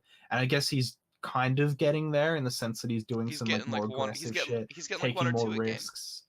Yeah, and that's kind of cool, but like peak Fallen was like the cherry on top of a very very good team. Whereas, like, even if you get him back there now, you still have all these fucking issues throughout the rest of the team that I don't think it's going to be enough. It's going to be like, yeah, you lose 16-12 instead of 16-8. Here's one of my problems with this team. So I like that old that old Luminosity SK lineup is one of my favorite lineups of all time because of the way that they always played the man advantage. Or like they were one of the best man advantage teams I've ever seen. And like that's what I could peg as their identity, right? If they got the opening pick, they were going to win the round. I don't know what this team's identity is. I don't know what they do at an elite level. Like Astralis do a lot of things at an elite level. Like they're an elite tactical team. Like they have incredible players, they have incredible setups, they have incredible executes. Like Team Liquid, like Team Liquid are probably one of the best retake teams I've ever seen. Like they're so good at retaking bomb sites. Like Navi just like simple as their elite level, right? They have like two of the top 5 players in the world. I don't know what MIBR does at an elite level, and I don't think they do anything at an elite level. And if they want to contend for titles, specifically major titles, to add to this team's all-time resume, they're going to have to do something at an elite level, but I don't know what it's going to be because they haven't showed me that they can do anything at an elite level. Yeah, I agree. Though I will say the one thing they do at an elite level is they feed Coldzera stats. That's what they do. which I say somewhat in joking, but like I could feel the as like the as was it as if a million voices suddenly Corelhoed in terror, and then we're suddenly silenced. Oh man. But but I don't know. Like when I look at this team, I just like they've definitely gotten better. Uh, Yes. but like Yanko's like clearly improved them, but I still doubt so much of what they're doing. Like the other thing I was gonna say on like the whole because he's even said his mission statement is getting Fallen back to that level, and I think that's part of his plan, but I think people are just zoned in on that shit so much because I think he's doing a lot more than that, obviously. But the thing that did I don't know, I just think that I've been super triggered by the whole reaction to that because it has come from these like NA players and analysts who I swear to God they've like they look at peak Fallen and they fear nothing more than that because like they've come up and they're scared of nothing more than getting killed by someone who surprises them. Like they'll just be like okay, so like they would rather play against Device than Fallen because at least they could like they'll like Device will do some like fundamental shit and like in a default and kill them and be like bro, I knew he was gonna be there, dude. I just have to peek him harder next time, dude. But then like Fallen just like runs through smoke. It's like, what are you gonna do, dude? He just ran through smoke and fucking no scoped me. He's the best stopper to ever play. And like that's why I think people think Fallen's so good. Is because these fucking NA players who Like you hear any like North American from tier 1 to tier 3 talk about Fallen, and it's like he's the greatest player of all time. It's in part why I'm completely fucking out on Nifty, because Nifty wants to build his entire game and in-game leading around Fallen, which is like I like that's terrifying to me. Like I don't think you can do that. The best part about that Fallen, like the NA players fear Fallen at, like more than Device. The funniest part about that is like Device has just owned NA teams for like his entire fucking career, and he'll be dropping 30 on them like it's nothing, and they still fear Fallen more. Like Yeah, you'll Fallen, never hear them talk up Device ever, but they'll all talk about Fallen like he's the greatest like AWPer of all time. like the only NA player that I've ever heard just big up the Danes has been Dazed. Like Dazed is like, yeah, the Danes are fucking incredible. Like they could just win the major on any day because they're so good. Hmm. That yeah, that's another thing. But to loop back to MIBR, I guess, is I'm just like I'm just so not impressed by anyone on this team. Like Coldzera is the only guy who's looking pretty fucking good. Like Fold's kind of getting back there, but like it's really just in moments. But it's like Fur's gone missing and has been for a fair while. Like Tarek and Stewie, like I don't know if they had good stats this major, but I feel like they're completely misused. Like I don't get the point. So here's my fear with MIBR, and like particularly I have a little bit of this with Tarek and his misuse, but mainly with Stewie, where I think what's happened is they've got Stewie and they don't want to like write off this big investment from the org where they went and like paid this like big transfer for this guy and now he's like doing nothing. But I think what's happened is they've looked at this guy and been like, we don't want to put him into the roles that are best for him because then we have to shift so many players and blah blah blah. So what they've done is they go, Stewie, like one thing that I respect about him is he wants to win no matter what. So I think that they've legitimately just pushed him into being this really passive, or not passive, but like very supportive uh player who's kind of in the background, like not that much of a focus, which is not the best way to use Stewie because they know that he'll do it because he just wants to fucking win and he respects the Brazilian players so much. So now it's like we might not put in the situation where people think that Stewie's a lot worse than he actually is because he's been kind of like whipped into being this like uh ineffective presence on this team. Though Yeah, actually, I will say there's no chance that happens. Like people will fucking still suck Stewie's dick, even if he was like bottom fragging every series, they would still do it. yeah. Like here's what I've written down in my notes. Like Stewie's got to go. He just isn't meant to be a supportive player. And like I don't know if There's just this is no place for him in this team. yeah, exactly. Like this is what we complained about earlier when we saw this roster. Like when we saw they kicked Bolts to get Stewie. It's like, yeah, like Bolts needed to go, but like Stewie's not gonna solve your problems either. Oh no, wait, who'd they kick? No, when they kicked Taco, right? Yeah. Yeah, Like when they kicked Taco, like yeah, like Taco, like probably like his time with this team is probably done, but like the Stewie's not gonna solve your problems either, man. And he's still not solving your problems because you're putting him in the wrong role. yeah. I'm just kind of over this team. Like they're just it feels like it's time to make a roster move. Stop wasting our time. Yeah, exactly. Like them just getting absolutely like skull fucked by Navi in the semis, like just proved how far they are from contending for anything. Because like Because you're gonna lose Cold Zero. That's your problem. Like you don't. He's gonna eventually like he's in a big contract, but he's very willing and able to push a move if you don't deal with this. yeah, like if they're gonna have to take a hard look at this roster after New York, and they're gonna have to be like, all right, who are we gonna cut? Because someone's got to go in this team.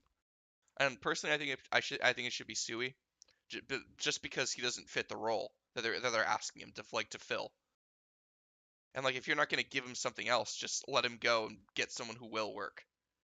Depends what you can do with the org. Like if I'm there, I'm legitimately gonna like if I can have my dream moves, I'm legitimately just gonna go fucking ham, and I'm gonna kick Stewie, I'm gonna kick Tarek, I'm gonna kick Fur, I'm gonna bring in Phelps, and I'm gonna rebuild with a couple other Brazilian players. Because they always talk about these like sick upcoming Brazilian players, but you never see them in part because they're locked into ridiculous contracts. But I'm at least going to have to get rid of Stewie and Fur because Like I just think like the more you wait to pick up Phelps, the more he's gonna get like the more expensive it's gonna be.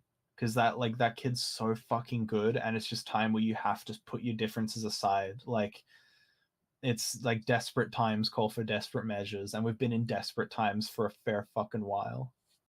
Yeah, another thing that I think that like rebuilding as a full Brazilian lineup would do is it would probably help them get their team play back. Because another one of the core tenets of that old Luminosity SK lineup was their team play. They were so good at playing off each other, and Yeah. like Fallen even admitted, it's harder to play in English than I thought it would be. Like no shit, man. Like playing CS at a high level in a second language is super hard. Phase have all this talent and they still didn't manage to win a major, probably in part because of the fact that they're all speaking their second language. Yeah, absolutely. Like, yeah, I don't know. I've said about all I have to say on that team. Yeah, same. Uh, let's switch over to the team that probably gave Astralis the most trouble with this tournament. It was FaZe. I think part of the reason that happened was because we're gonna do a first on the show and tell someone to not retire, bitch. Please don't go, Olof Meister. You're back, and quite frankly, I've missed you. Like it Yeah, was, dude, he was sick. Like yeah, he he was was. he was their best player at this LAN. Like he was really good.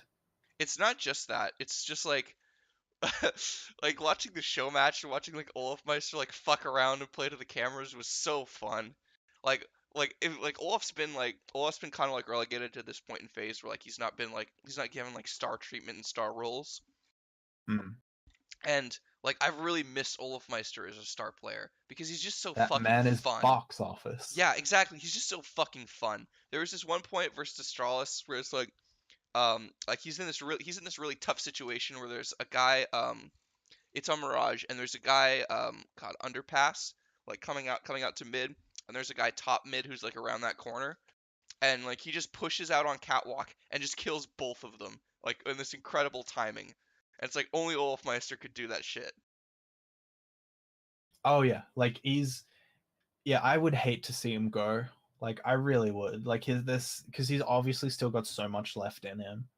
Because since he's come back, he's been an absolute fucking animal.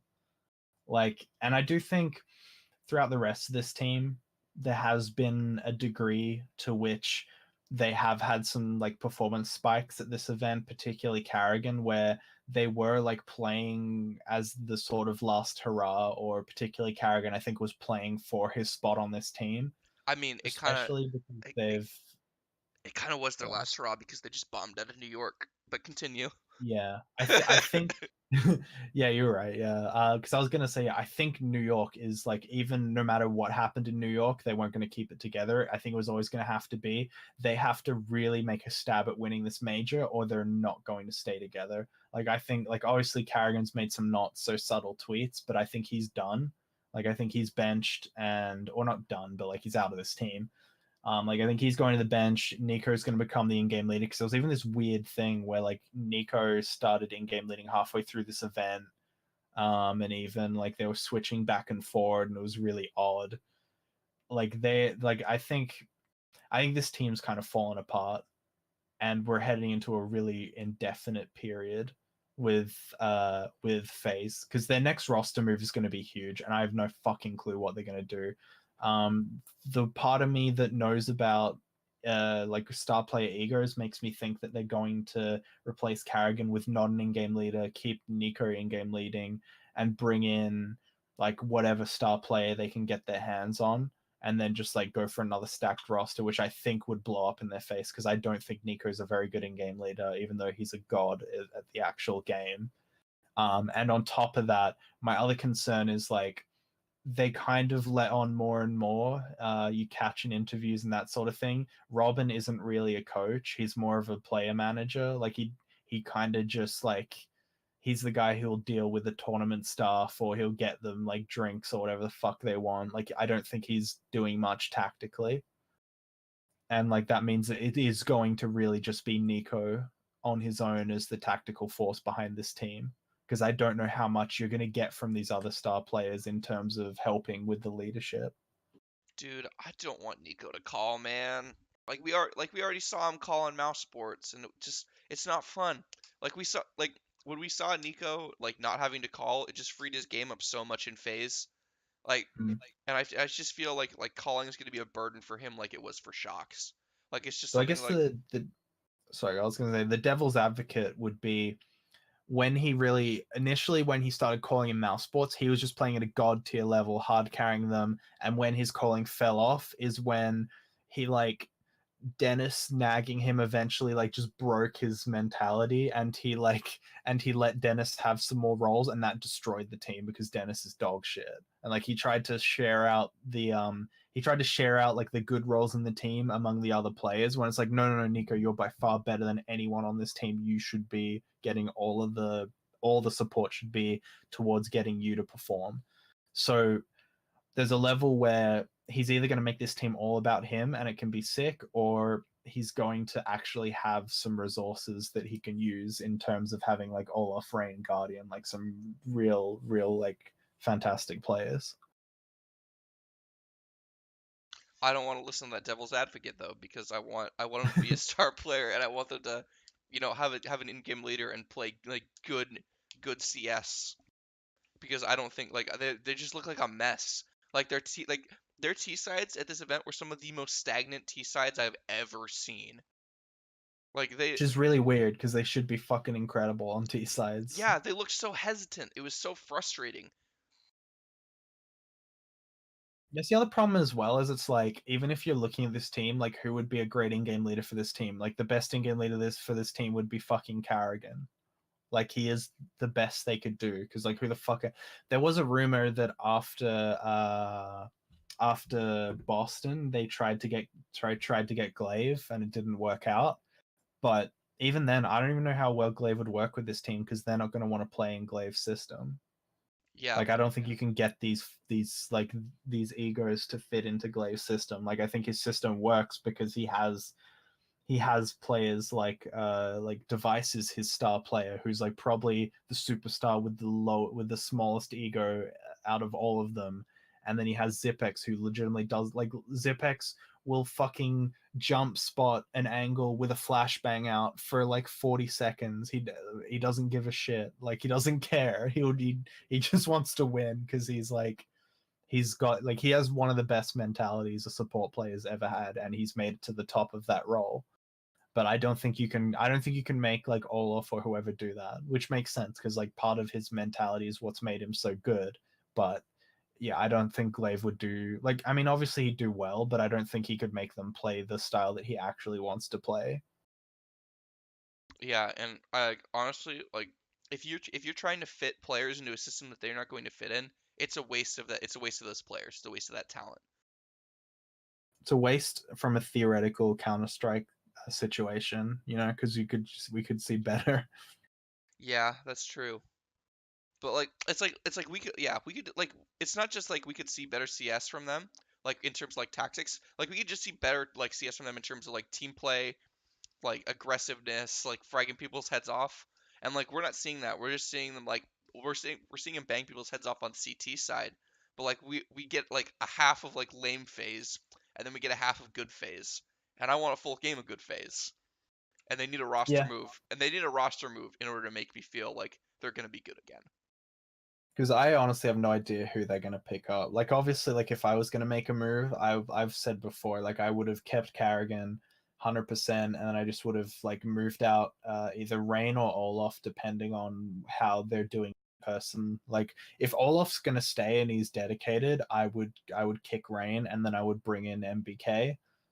That's like the dream move. But if obviously Olaf wants out, I would like let him go, retire, whatever, go back to Fnatic, whatever he wants, and then I would bring in MBK because I think you need like a more balanced play as well as like MBK would be a great like right hand man to Carrigan because you've got a second caller there, even though you've also got Nico. Like you've got another guy who can help with the calling and the like strats and having ideas and shit.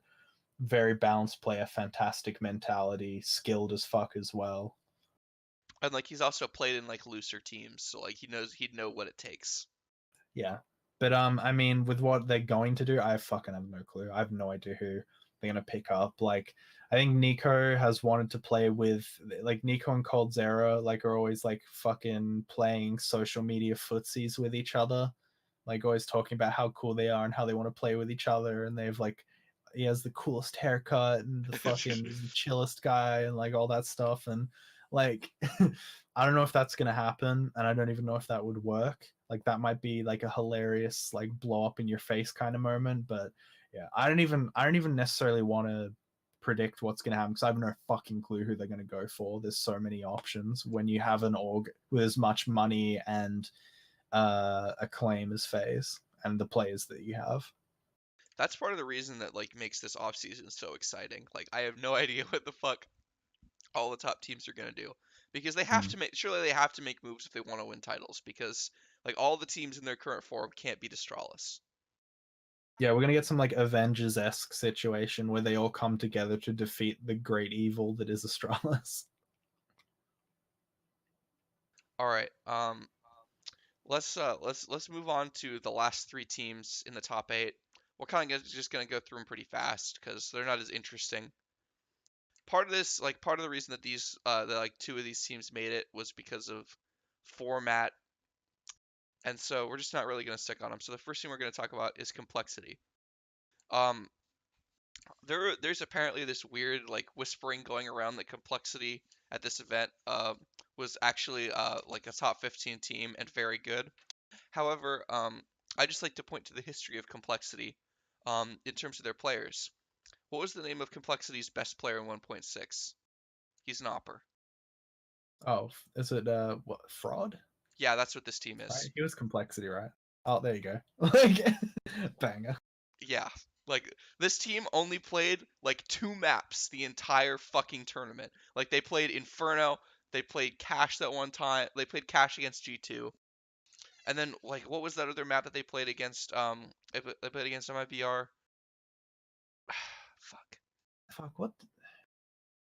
Let me check that series. I It want I wasn't. It wasn't Dust 2, was it? No, it wasn't Dust 2. I think Fuck. Cash. I think they might have only played three maps this entire major, but like If I remember, yeah, the it was Inferno through the whole fucking group stage. Dude, some of these quarterfinals are just like fucking just slipped through my memory. They were so like uneventful. But dude, the thing with complexity, I will say there's some interesting parts to this team that like oh, it was that where Train. I look at them and I'm like they could be there you go, yeah. Yeah, see, I watched that game and I don't remember it at all. Like I don't remember any of it because they just got fucking obliterated. But I think there are some interesting pieces and they could grow into being a good team. But here's my problems with this fucking team. So your star players are Ye and Android, who are both infamous onliners, like huge fucking onliners who don't show, like you can barely get them to fucking turn up to LAN. And on top of that, like if you want to be like a like yeah, if people talking about top 10, top 15 and stuff, I think you have to be able to sometimes win on stage in a series, and those players are very rarely, I think those two are probably not going to show up with any sort of regularity. Def never really fucking impressed us anything at any notable stage. Shazam, who clearly has talent, but again, never stuck it out well enough to use it for a fuckload of reasons. At least Stanislaw played well at this LAN, and he's like a reasonably good in-game leader. But like I think I still have my doubts in him as an individual player. Like I think he has some like cool ideas, but like I still have flashbacks to those times when he was playing for Liquid, and he would do this like fucking million IQ play and get behind like three players, and then just like whiff a fucking spray, kill one guy, do like 50 damage to the other, die, and then they lose the round. Like I can't get that shit out of my head. But also on top of that, maybe it's like inferring a bit too much, but I remember I watched those YouTube videos as a few of them as they were coming out. Complexity put out around this major, and like it was kind of a little lame watching him try to like inspire the troops and give that like leader of men speech. And I just don't think that's who Stanislaw is. Like I think he's a good tactician, but I think you need a leader in that team because like it just didn't seem like they were that receptive to him trying to be like, just trying to do this thing where he's like, tomorrow I don't want to hear any fucking excuses because we didn't get much sleep because of the game was delayed till tomorrow. We want to turn up, and if anyone complains about sleep, you're gonna be in a whole bunch of trouble, boy. Or like stuff like that. It's like, come on, like what? Dude, it sounds like a Gus Johnson bit where he's Yeah, like super not yeah. confident.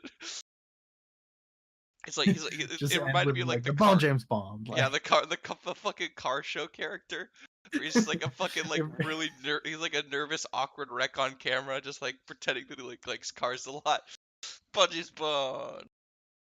and like I almost like I don't want to wreck Stan too hard because it's like he's obviously there. He's trying to fit into a role that's not really tailor made for him. Like he's meant to be like a tactician, not really like a big leader. But if they don't have that leader, which I suspect they don't, because like looking through the rest of that team, they're all like players who have like flawed mentalities that have let them down over time or for one reason or another. But I think he is trying to fit into that role, and it was just kind of weird and it didn't like sit for me. So like I don't know, man. Like they actually when you watch them, they play some pretty fucking good CS from a theory perspective, but I just have too many doubts about their individual players. Like all those players have red flags to me. Like pretty much all of them. Like Stanislaw is like the one guy where I'm like, yeah, at least he's got this all going for him. Yeah. I don't really have much to say on complexity. The next team, however, I do have something to say to Big. Mm. It's 3 words. You blew What the fuck, Big? How have you gone and done this? You've done this shit before too. Like this isn't new for Big. They show up to the major. They look pretty good in the group stage, right? They're Mm. fucking killing it. They make it to playoffs, and they just lay a fat fucking egg, yet again. Because I guess it's like, yeah, dude, that quarterfinal was a fucking disgrace. Like, what the fuck is wrong with it? Like I don't even know if it's like they kind of. I think they choked. To be fair, like I don't think they're ready for that stage Oh yeah, that was one of the worst like team implosions I've ever seen. they just lost their fucking heads. They weren't hitting sprays. They weren't asserting themselves. They weren't trying anything. Like it just looked like they got just blown the fuck out and lost their heads. Like everyone on that team, like no one fucking stood out. Like Nex was horrible throughout the whole tournament, but like I everyone think like went down to his level. I feel like Tabson was the only one who remembered. Oh yeah, this is a major. This is LAN. I have to play. And like I Actually, was only on the that's second true to map. be fair. But Tabson's an absolute G. Like, and he's been Correct. like a fucking G forever, and he's trapped in this team. I guess like I don't know. Congrats to making it towards like the general top of the pile of tier 2, 3 CS. And but like they just look so fucking out of their depth against the big boys here. Like I guess their plan now is they just go back to the drawing board to plan their next like group stage like fucking run into the brick wall that is playoffs. I don't know. I don't have much of this. I don't have that much to say. Like they did the same shit again where yeah, they showed some impressive ideas and stuff, but once you get to the playoffs it's like just write them off because then like there's no way they're going to actually like Cologne was with the crowd behind them, everything on their side. They were able to make it to a final, but like I never thought they were going to win that fucking final. I didn't think they were going to win this quarterfinal. There was like a chance that Navi fucked it because Navi are a bit of a mess, but like Navi absolutely made them their bitch.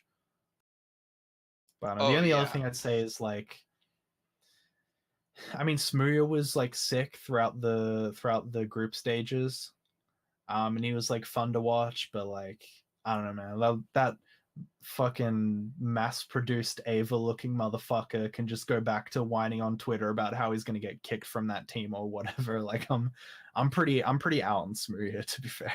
Also, shouts to the London crowd. You really thought that Smoothie thing was funny for like 4 whole days. Like after he Dude, just like like disgraced your entire country on LAN.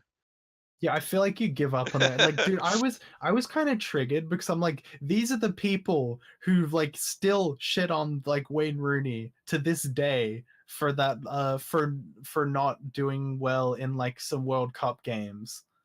Like despite him being your all-time top goal scorer, like captaining like Man United for a long ass time, winning a Champions League for like for the top English team, doing all this shit. They still harp on him. Whereas like Smoothie, they're like, "Oh, buddy, Smoothie's alright, isn't he? Smoothie, yeah." Even though like he disgraced your nation.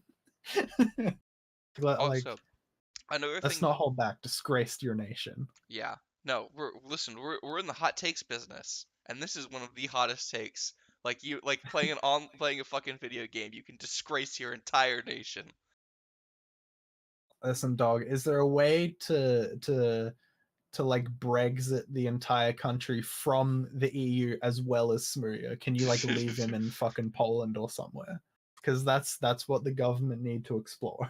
Brexiting Smurria from your country. Deport him, please. Deport your own citizens. But one of the well, Resign, sir. one of the things that I'd like to highlight for the two teams that we just talked about is how they got to the playoffs. The teams that they beat. All right, so Complexity to get to the playoffs beat a fucking floundering Fnatic team. Like Fnatic looked really bad at this LAN, and we're gonna talk about them a little bit, but like they looked awful. Mm. They beat a G2 team where really the only player that decided to show up to that LAN was Shox, and like Shox was really good, but like he was it. And then to round that out, Complexity beat Big. Complexity on the path to going 3-0 out of the groups played exactly 0 world beaters. Mm. And then to get out of groups for Big, they played FaZe while Kerrigan was still calling and this team was just like dead as fuck. They played Ty Lu. They played Complexity and lost, and then they played Hellraisers to go through. Again, 0 world beaters. Yeah. Like Yeah, it's they kind of benefited from the format being a bit of a joke. yeah, it's time to actually get fucking seeding at these majors. Like I'm sick of 6 months ago results dictating like how you like where you start out at this where you start out at majors. Like these are supposed to be the best tournaments in Counter-Strike, and you're just like this format is completely like, sucking the excitement out of me because you end up with like teams that shouldn't be there in the playoffs and they're there and I have to watch them just get banged out by teams that actually like Yeah. can compete. Though I do want to say, I do want to give like, I do want to say like at least Hellraiser's got a map, but that's about all the positives you can say for those teams that kind of cheese their way through. Yeah, and then let's kind of talk about Hellraisers some more. Uh, Woxic, pretty good. Yeah, I think he struggled in the quarter because like I don't know if he was. I think this is his first major and his first major like series, so I give him a bit of a break because like I don't expect anything out of players a lot of the time when they go to their first one. Because he still like he wasn't awful, but he just kind of went a little bit and he just went a little bit invisible, and he still had that like fucking sick round where he nearly 1v4'd Liquid. That was a Liquid series, right? Yeah. Yeah, where he nearly fucking 1v4 them and all that shit. But I'll give him a break because he was still quite good throughout the major, and he's still like a He was very good on young Dust 2 guy. though. But Like he was good on Hellraiser's dude, map this pick, but like the other two yeah. maps not so much. But I will say, like Issa was this like one of the standout like talents like announcing himself at this major. Like he was fucking unbelievable throughout like pretty much the whole major. He was so good. I mean, and then I guess the other surprise would be like Dead Fox was like it played at an average level. Apart from that, not much to say about that team. Like I kind of hope that I wish they were at an org who had the money to make a roster move because they have some really cool pieces, but I don't think they're ever going to fix it. I think they're Yeah. just going to ride this roster out. If you can get minus Dead Fox plus Hobbit, like I'd be really excited for this team.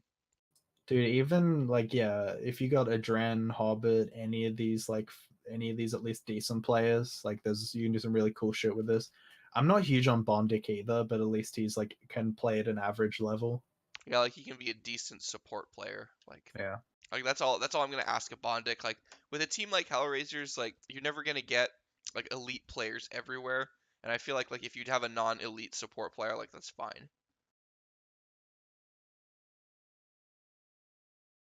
You know, there are worse places where you can be like mediocre. Yeah.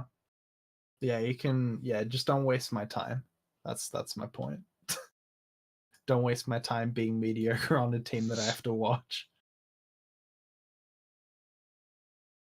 All right, let's get to some other teams that we think have interesting storylines for this major. Let's start out with Fnatic. Um, well, Flush is gone now. Like Flush is fucked off to C9. So what do you think? What do you Dude, think this team does now? I just want to say, like, I don't know what the fuck happened. Like, it feels like we took our eyes off this team for like 15 seconds and they fucking imploded off screen. Like, they were really promising. Everyone was hype on them, and then they're just fucked. And there's like all these rumors that Draken was a problem, but apparently it wasn't. Now that rumor's squashed. Now Flush is gone. Like, obviously that Scream pickup is a stand-in and not going to be permanent. But Yeah, because when I think, like, I don't know what you do with this team. Like, obviously the dream move is you bring back Olof. Like, that'd be some cool marketing and some cool, like, obviously he's a very good player, but it just seems like so many of the good Swedish players are already in Nip or Fnatic right now.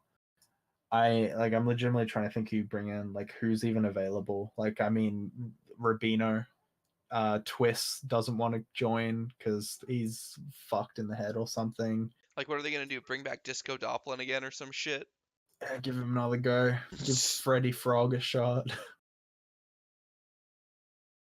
Like Yeah, I'm honestly not sure where they go from here in terms of the roster pickup. They've still got some really good pieces, but like honestly, like the only time I'd ever get excited for a Swedish team is if Olaf came back or if Krim's just like booted Get Right out and took over that spot in Nip.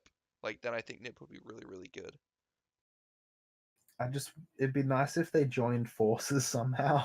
Yeah, We could like we just need get to the best play pieces of both teams because they keep swapping like just the okay players from their teams. yeah, like we need to get one we need to get a good Swedish team in here again. Just like we need to get a good French team in here again. Yeah, it's been too long. Speaking of good French teams, let's talk about one that's not good, G2. Dude, it's a similar feeling to a lot of teams for me where it's like just stop fucking wasting my time. You clearly have some good pieces, but you're gonna have to make a roster move. Like Kenny was quite good. Shocks was actually like pretty fucking nuts. I don't read anything into them just beating FaZe in a best of three at New York because FaZe are dead. Correct. But like, just fucking stop wasting my time, Like G2. FaZe just lost to best of three to NRG, man. Like they're done. They're done. Stick a fork in them, man. Like G2 did just pick up a good coach in Malik, who, like, by most accounts, he's a very good coach. He just got stuck in a shit situation where he was trying to be like, trying to reason with Happy, which is just not something you can do. But yeah, I think that's going to help them somewhat. But yeah, it's just like, I don't know if you can kick Smiths because he's Shocks his BFF, but like you have to at least kick Body because Body, I like Body and I think he's still got a future in this game, but he's just not working on this team. They just need to make changes and like just do it now. Like stop fucking, don't make me watch another like 4 months of this shit before you come to the conclusion that literally everyone not in this team has already come to. That's the weird thing about the French scene. Like they used to be brutal about roster moves, right? But now they're just like afraid of making changes too fast now, and so they'll just like stick with like dead lineups way longer than they should. Yeah, I think like the pendulum has swung back like too far the other way. because it feels like they're I don't know. It feels like they're responding almost because everyone wrecked them. Like everyone wrecked them for shuffling so much. They're like, fine, we will never shuffle now. So be it. Yeah, no, fuck G2.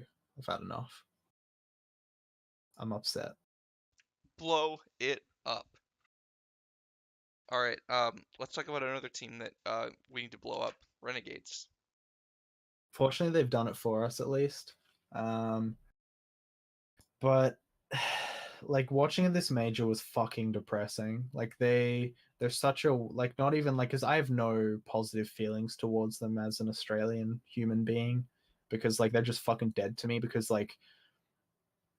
there's I mean I guess because any positivity that comes from having Australian players in this team is lost by them disgracing this country in a Smooya-esque fashion by being fucking dog shit. But at least they've finally blown up this team. Like, yeah, got rid of Jacob, who's just a fucking waste of a spot because he's just let him go and join like that Norwegian roster that's brewing. Like, don't get him out of this fucking team. Like, he doesn't actually fucking do anything for them. I'm not cut like a lot of people rate Nifty super highly, but I think he's another one of these like streaky AWPers that I just don't think long term is a great investment in your team. They've replaced him. I don't know if it's been announced yet, but they're replacing him. All the rumors are saying with Gratisfaction, who I'm actually a pretty big fan of. I Hey, think he's the best AWPer that Australia's ever produced. hey, Also, on top of the time out, fact that buddy. he named himself after a stroke song, which is a huge mood. Time out, buddy. Gratisfaction and Liaz just joined the Renegades ESEA roster, so there you There you go. go. But breaking big. breaking I'm actually news. like that a lot, and I don't know if I've done this on the podcast, but I've been a huge proponent of getting Liaz onto like not even necessarily Renegades, but like any big any English speaking notable team, you know. Like I think he's really fucking I think he's like a really good player. Like he's one of the best talents we've produced from this country. My only problem with this lineup is actually I have two problems with this lineup. I think you have to get rid of Ustillo. I just don't think he's fucking good enough. Straight up, like he's been really lacking for a while now. I've seen him like fuck a bunch of like huge situations for them. They probably could have beaten Mouse Sports in that game if he didn't make like some huge mistakes, like at IM Sydney. I think he's over it. Like I get that he's a reliable player and he'll play all the bitch roles, but I just don't think he's good enough. And on top of that, you just don't have an in-game leader in this new lineup. You don't need one. Overrated. Yeah, fuck it. Like let's just I have no idea who's in-game leading, but Yeah, we'll if just you bag some replace heads off, Ustillo with mate. like a reason game leader, like if you okay, so even like I'm not even going for a crazy play, but if you grabbed if you got rid of Ustillo and you put in Stanislaw, that's a pretty fucking good team. Because I don't I think you can like I think JKS is still like a very solid like star player for like a tier 2 team. I think Azza has some huge problems with being emo as fuck and like losing his head, but he's still like if you can I think you should do what a lot of people talk about with like the Glaive did for Astralis initially, where you give them like very defined roles so they can't there's no room for them to get in their heads. You just be like, you're gonna go here and you're gonna go do this and do that and take this fight. And so he doesn't have time to sort of think and get like within himself too much. But yeah, I don't know, man. Like it's exciting at least to see some Australian players get their chance because I think Liaz will show that he's like fucking legit, and probably Gratisfaction too, hopefully. Time for some fresh blood in the scene. And I do hope that this inspires some of the other Australian teams to kind of pull their resources in terms of players, like or teams to because I think Greyhounds and Order still have some talented players. It's just they've lost some of their brighter sparks now. I guess the other thing is also I suppose should probably talk about what happened to Nifty. He's gone onto this new envious lineup that has it's Nifty, JDM, Drone, Cutler, and Semphis, which it's just a fucking waste of time, isn't it? Like you've got two AWPers, your cut like they've brought Drone, Cutler, and Semphis across because they literally just wanted to take Splice's pro league spot And like, here's the thing: like, I think I like Semphis a lot on his like podcast as a personality, but I don't think he's like I just don't think he's that good of a player anymore. Cutler was fucking awful the last time he did anything notable when he was on that CLG team. Like, I don't know much about Drone, but he's been around for a fair while and he's never really caught too many eyes. Like, the one guy on here who I am kind of somewhat positive on, I guess, is JDM, because I think he was out of the scene for way too long. Because I think it was harsh what happened to him where he got cut from Liquid, where he wasn't bad, he was just okay, and he didn't deserve to just kind of go into obscurity, you know? Yeah, and like with NA's shortage of offers, it's amazing that he was gone so long. Yeah, I'm very surprised because he nearly got onto Cloud9 at one point and then just didn't go through in the end. Like, I'm very surprised that he was gone for so long, but at least he's going to get his chance now. And like I've Yeah, said in the past, I'm not hot on Nifty. Like, I think he's incredibly overrated because his highlights are very exciting. He's a classic sort of frag movie player. yeah. Like again, this team probably isn't gonna do anything, but whatever. Hopefully JDM can like play his way onto a better team, and then we Hmm. never have to talk about this. Like we never even have to think about this team again.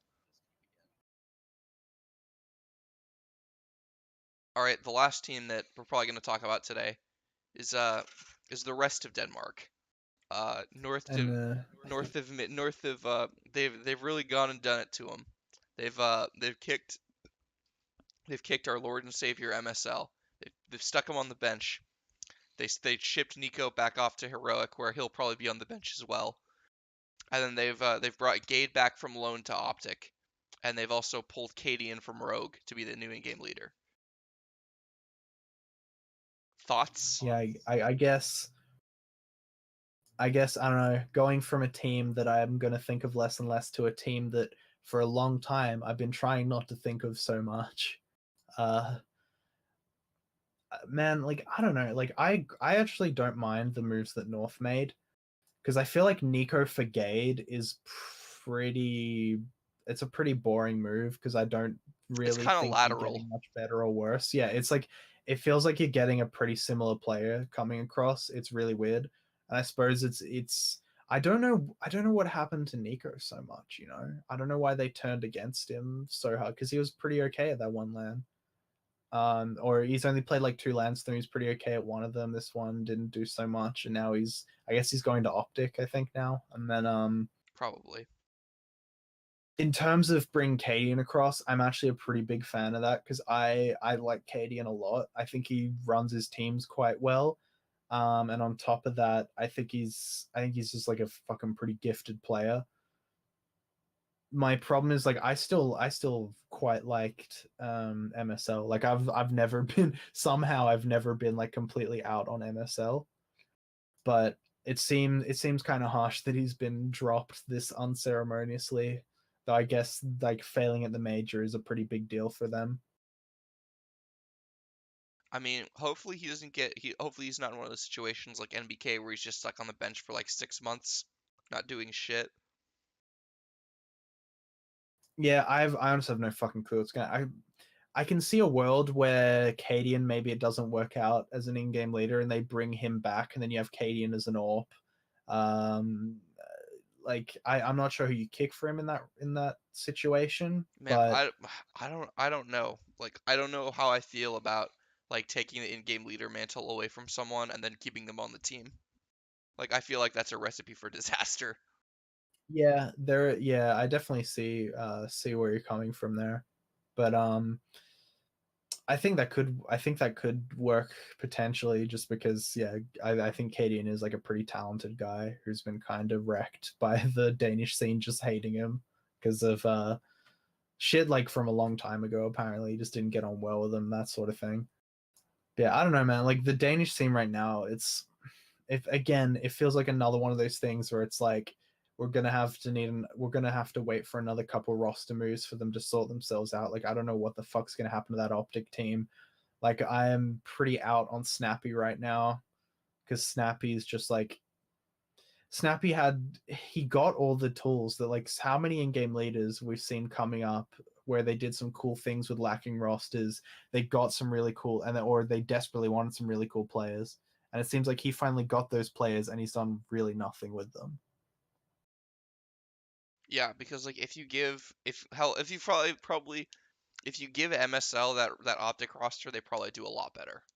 Yeah, I think MSL could do some fucking great shit with I mean, as with config in the past, but like, yeah, like you give him even the exact same roster. You got, yeah, config, Yugi, Gade, Cajun, and like I think several of them wouldn't want to play with MSL. Oh yeah, no, it'll I never think he did some happen. really cool shit with It'll, them. Oh yeah, yeah. like Cajun and Config probably do not want to play with MSL again after how it ended. That's just the nature of the beast. Life isn't fair. Yeah, it's just, I don't know. There's a lot of good pieces that are getting thrown around. Like surely you have to think eventually like they'll get it right, right? I mean, they have to. Like, the Danish scene's too good. Like eventually Cadian's gonna like actually like Cadian on Optic probably wouldn't be bad either. Like I wouldn't hate it.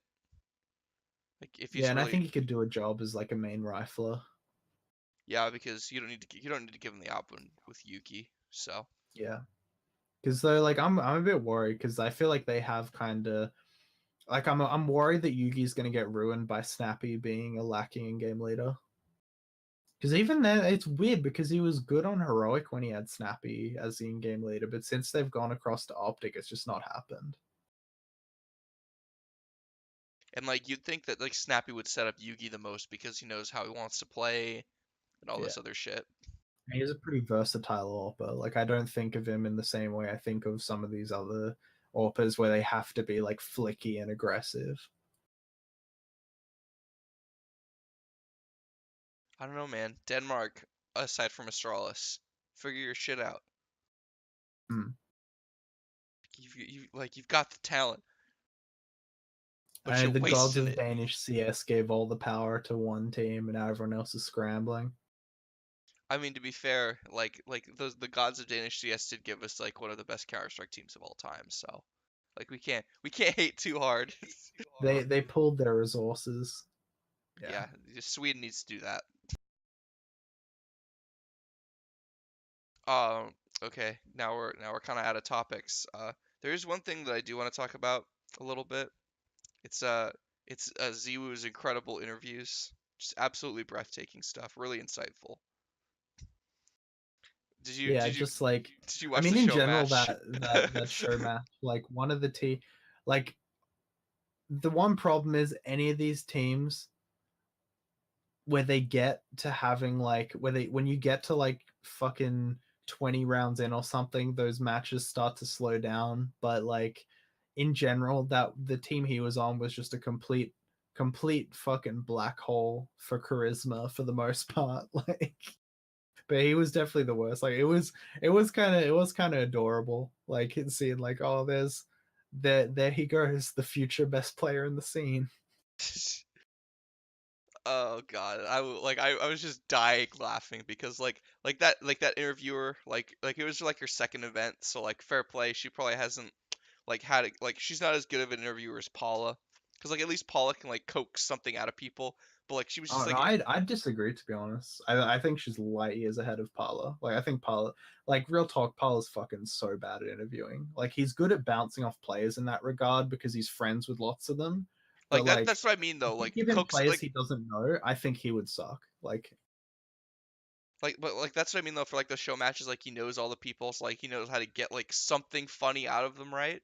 Yeah. Like it seems like she was just like asking them like it's like stuff about the game, and like I don't think we wanted that, at least for I the show guess, match. but I think she played it off well that he was giving her nothing at all, because like she would just be like, "Oh, how are you feeling about this dude?" Like, I don't know, like, and it's apparently like, I think it was Nell was saying he's actually speaks really good English. Like, so a lot of people are like, "Oh, maybe he's not good English." No, he's just like super shy, which is fair play. He's very young. Yeah, he's like 18 or 19, right? I think younger, Oh maybe. shit, really?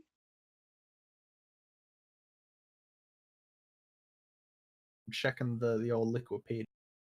He's like 16, He's 17, isn't 17. he? Holy shit. Yeah. And like, Yeah.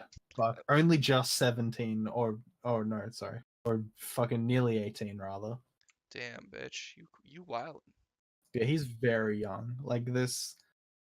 I don't know, I'm very excited for him in general, but yeah, And I thought he was he did well or accidentally to like endear himself to the Counter-Strike scene. I'm about it. Like it was, Everyone's on his side.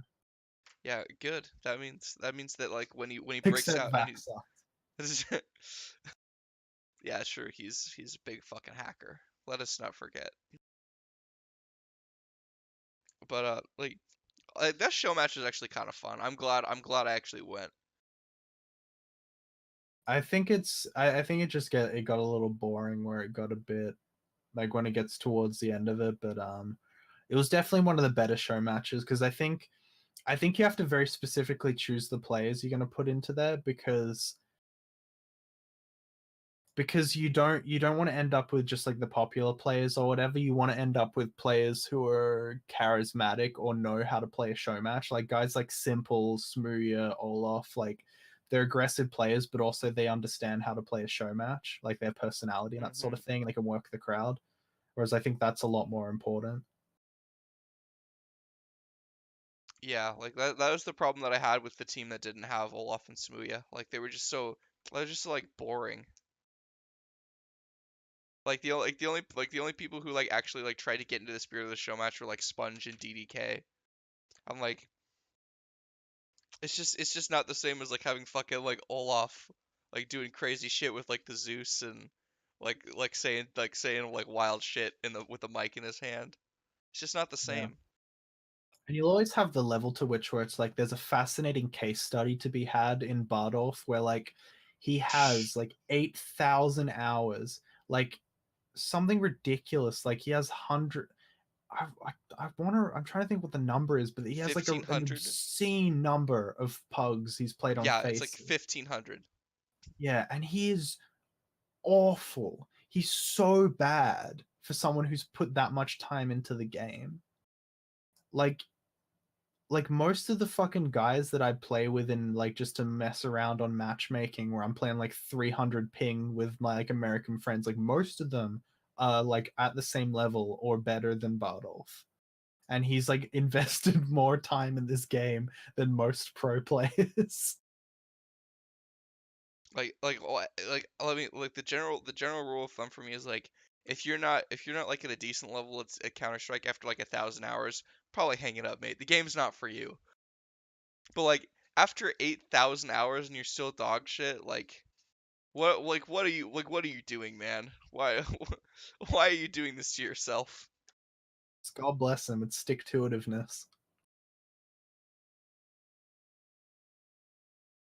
Oh man, can we talk about like the just like the general like the major overall? Like this major was kind of lame. Like there wasn't like the matches like weren't as good as they could have been. I mean, yeah, there's a pretty much community consensus that this is the worst major. And in part, yeah, I think it was in part due to we didn't get any good playoff series. We had some like good maps, but no like actual historic series, which is insanely bad luck for Face It. But it's not like they didn't deserve it when you consider how they fucked the lead up to the major with like the rule changes and all this other shit. And then the huge amount of tech issues in the group stages. Like, I've never seen tech issues this bad at a major. Very few at big events, and very few that lasted so many days where we had like 40-minute delays into matches. And like, they ended up just not playing that last match on the first game day, like pushing it to the next day. Like it was really bad. Like it's an awful look for Face It. Like that meme where it's like, "Hello, Face It, Gabe in here." Like I don't think they'll ever touch the major cycle ever again. No, and they probably shouldn't. Like another criticism that they Yeah. got that I think is pretty fair is like they tried to make it like they were like the whole tone of the major was really jokey, and I don't think I like that. No, Like absolutely. Like this is supposed to be like a very serious thing. Like there's two of these a year now. Like they're very special. They're career defining moments. And I don't think they can be like just another face at LAN. I think I don't know, I think Faceit just have to go back to doing their like ECS shit, which is kind of chill and fun. It's not like they're not like an ESL who can do these like, or PGL potentially, who have had their issues in the past, but like who can do these like big like blockbuster events, you know? Like Yeah. I think you leave that shit to like ESL and E League. Yeah, like I'm thankful that ESL finally have another crack at a major because they haven't had one since like 2015.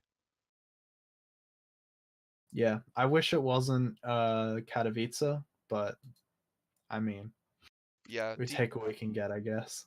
yeah, DK just put out an article saying like Sweden needs another major, and like looking back at it, Sweden haven't had a major since 2014. Like Yeah, I mean Denmark needs a major, France needs a major. and they keep giving Poland like four majors. It's ridiculous. Yeah, we're not going to have a single good Polish team heading into this one as well. Who knows? Maybe the crowd might stick around then. We're playing to like 12 people. Like no good Polish teams. No one lines up for those free tickets. Oh yeah, the sellout arenas where they don't tell us that they don't actually charge for tickets, but all that sort of thing. But yeah, I mean, I at least it's fairly soon to some degree because I'm just excited for that because that's going to be such a defining major for Astralis. Like that's going to be so interesting to see if like because I think if they win that and they've have the same regularity they want events heading to this year, they're the best player, best team of all time. So Yeah, then at least you'll have that narrative. So even if the games are shit like this one, there'll be something on the line. yeah, Astralis are gonna be so good that they just kill the game. Like people stop watching because like Astralis is just winning everything. People are like, oh, no one else is winning anything. I can't get excited for this, and then the game just dies. Yeah, it's true. CS:GO, I mean, it's already dying. So That's true. Someone say it's already dead, and I would agree. yeah. So time to announce the first episode of our PUBG podcast. Like, No, buddy, Fortnite is the new esport. Come on. oh yeah, you're right. Like PUBG is legit dead. Like have you seen like the Steam drop off for PUBG? I haven't actually. I Oh, was gonna it's say, bad. It's real bad. I think damn. I I would think say I hate to see you go PUBG, but I don't. So I think Jules posted it in here the other day. that's Maybe. actually really bad, to be fair. Like they, and I mean, I guess it makes sense because Fortnite's blown up and they probably got a lot of the same player base. But like yeah, it's just whatever. I don't miss I'm not gonna miss PUBG. I thought it was a very poorly like they had their chance to like It's a do bad game. yeah, they had their chance to like make a good BR game and they just kept fucking it up.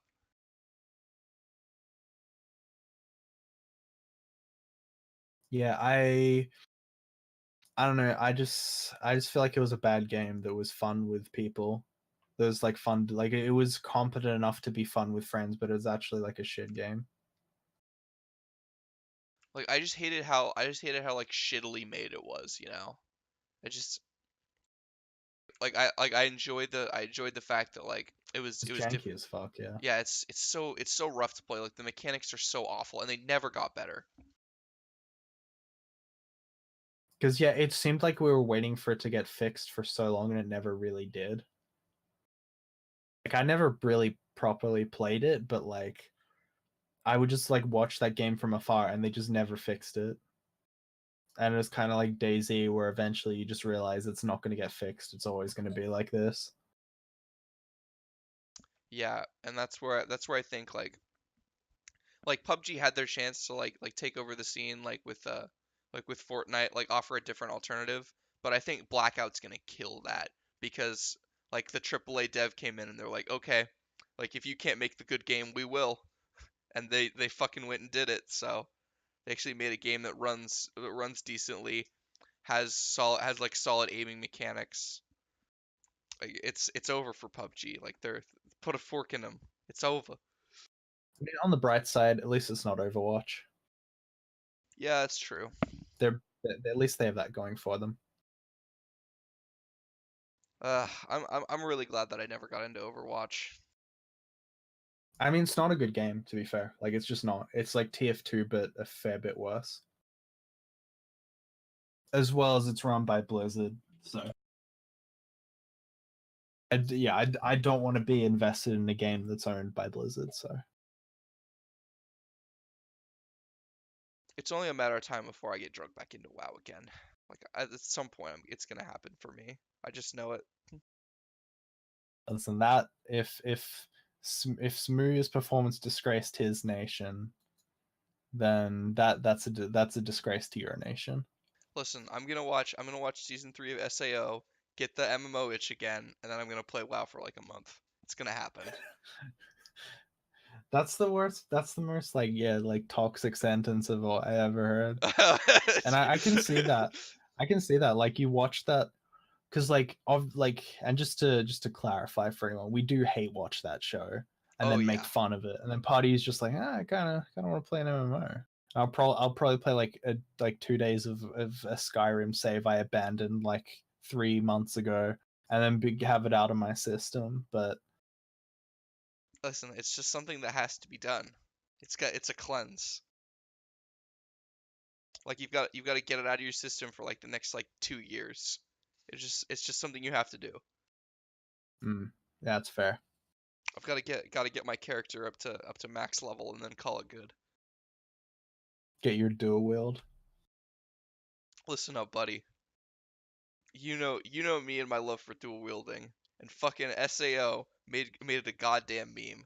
I'm so disappointed. They appropriated your culture. They did. Like I remember like looking at WoW like back in like middle school, early high school, and one of the fucking like warrior abilities was Titan's Grip. It's like dual wielding two-handed weapons. It's like how fucking cool is that? You have like dual wielding one-handed weapons is for bitches when you can dual wield two-handed swords. Like that's so fucking cool. Mr. Mary Sue Kirito over here comes out and is like, I'm the only person in the game who can dual wield because I'm special. Which asks a lot of questions about game mechanics and why that would be a mechanic and what part of the game recognizes that he should be able to dual wield but no one else. Like why is that in the game? Listen, like imagine if CS:GO randomly decided that this one player is able to use the bazooka and no one else can buy it. Listen, if we were to talk about SAO plot holes, we could have an entire podcast about it. Like not just a podcast episode, That's fair. an entire podcast centered around that. And like Yeah. with the because we've got 2 seasons, we've got the movie, and then we've got a fucking third season coming out that's supposed to be like 50 episodes long. Fuck me. Why have they? Oh no, actually, maybe they thought that because the first season was actually like okay for the No, first half, the and the first second half half was of the fucking first season. shit. So yeah, that's fair. So maybe they think if we put a shitload of episodes in, then that means we'll get more good episodes before it goes off a cliff. Buddy, they're already past the cliff. Like after like once they got to the fairy bullshit, it was all over. Like they couldn't redeem themselves after that. And once your main villain is named Death Gun, like that's so fucking lame. Nah, dude, that's fire. He is a gun and it It's makes flame. he has a gun and it makes people dead. We will Yeah, call him yeah, that's Death some Gun. madness from shit, dude. Oh man. Fucking anime, dude. What are you gonna do? I mean, not watch it. Couldn't be me. I've gotta do it. Listen, you have a sickness, dude. Listen, I got sick over in Europe. Don't talk to me about this. I lived my life sick. I have an illness. Called the baguette fluenza. Yeah. So to be fair, that baguette was pretty good. Worth. Yeah. Did you see that picture of me with the fucking baguette that Anders tweeted out? Yeah. Dude, every single fucking picture of Anders that Anders took of me was just like the worst visual possible. Like in that one, I have just like my mouth like agape, like a fucking like mong. Like it was just He has a awful. talent for like catching pictures that make people that like turn into great memes. Even of himself. Like Oh, there's that like that's a gift, like you know? there was that other one of like of us like of me like sitting in the stands and I'm just like I looked like so fucking like zoned out and like from like the angle that he took. And oh man, what a that's an interesting photography gift though.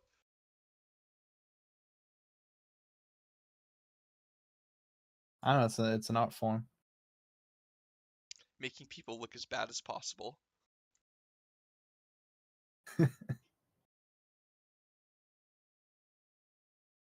Uh, do you have anything else you want to talk about or actually wait, No, I think that's about it. hold up. The Carter 5 is 23 songs.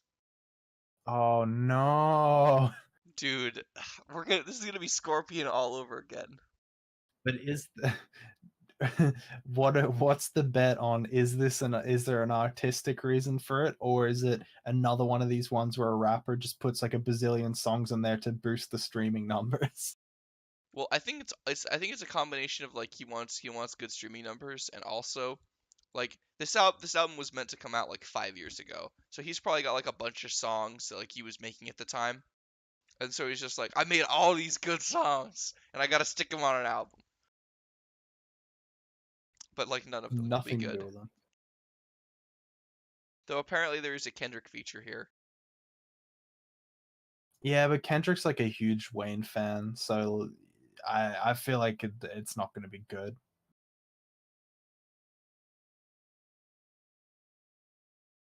We're gonna have to fucking listen to this at some point though with Marcus. We gotta do it. Oh yeah, definitely. This is a pain we're going to go through. Marcus also sent me some fucking bangers for music listens. Let me scroll up. Let's see. Try not to headbang or sing along 2000s rock. That one's gonna be absolute fire. Because yeah, to clarify, this is an all-time guilty pleasure that we have, which is we get into watch together and we watch these like weird compilations where it's like 30 seconds of music videos and the list will literally be like one of the old times is like songs that get white people turned, or like something like early 2000s one hit wonders and shit. Oh And then God. we chastise the artists and or their art. Oh, here's another banger. Best back to school songs that will make your first days better. Best songs to get over annoying people in your life, dude. This is gonna be straight fire when we get in voice with Marcus. Like we've got three absolute bangers on the road, and then we've also got the Carter 5 to listen to. This is gonna be some Real back all. catalog. Oh yeah, this is gonna be some great shit. We also have to watch Black Dynamite again. Oh, you're right. Yeah, we got to chain some shit together. All right, this has been the most tangenty episode of 808s and Beefcake ever. Like we couldn't even like have a tangent block at the end because half our tangents were during the podcast. Thanks for watching. Follow me on Twitter at jackalope322. Yeah, don't follow me. Fair play. I won't even tell you where to not go. Fuck you guys. Damn bitch, it definitely won't be in the description though.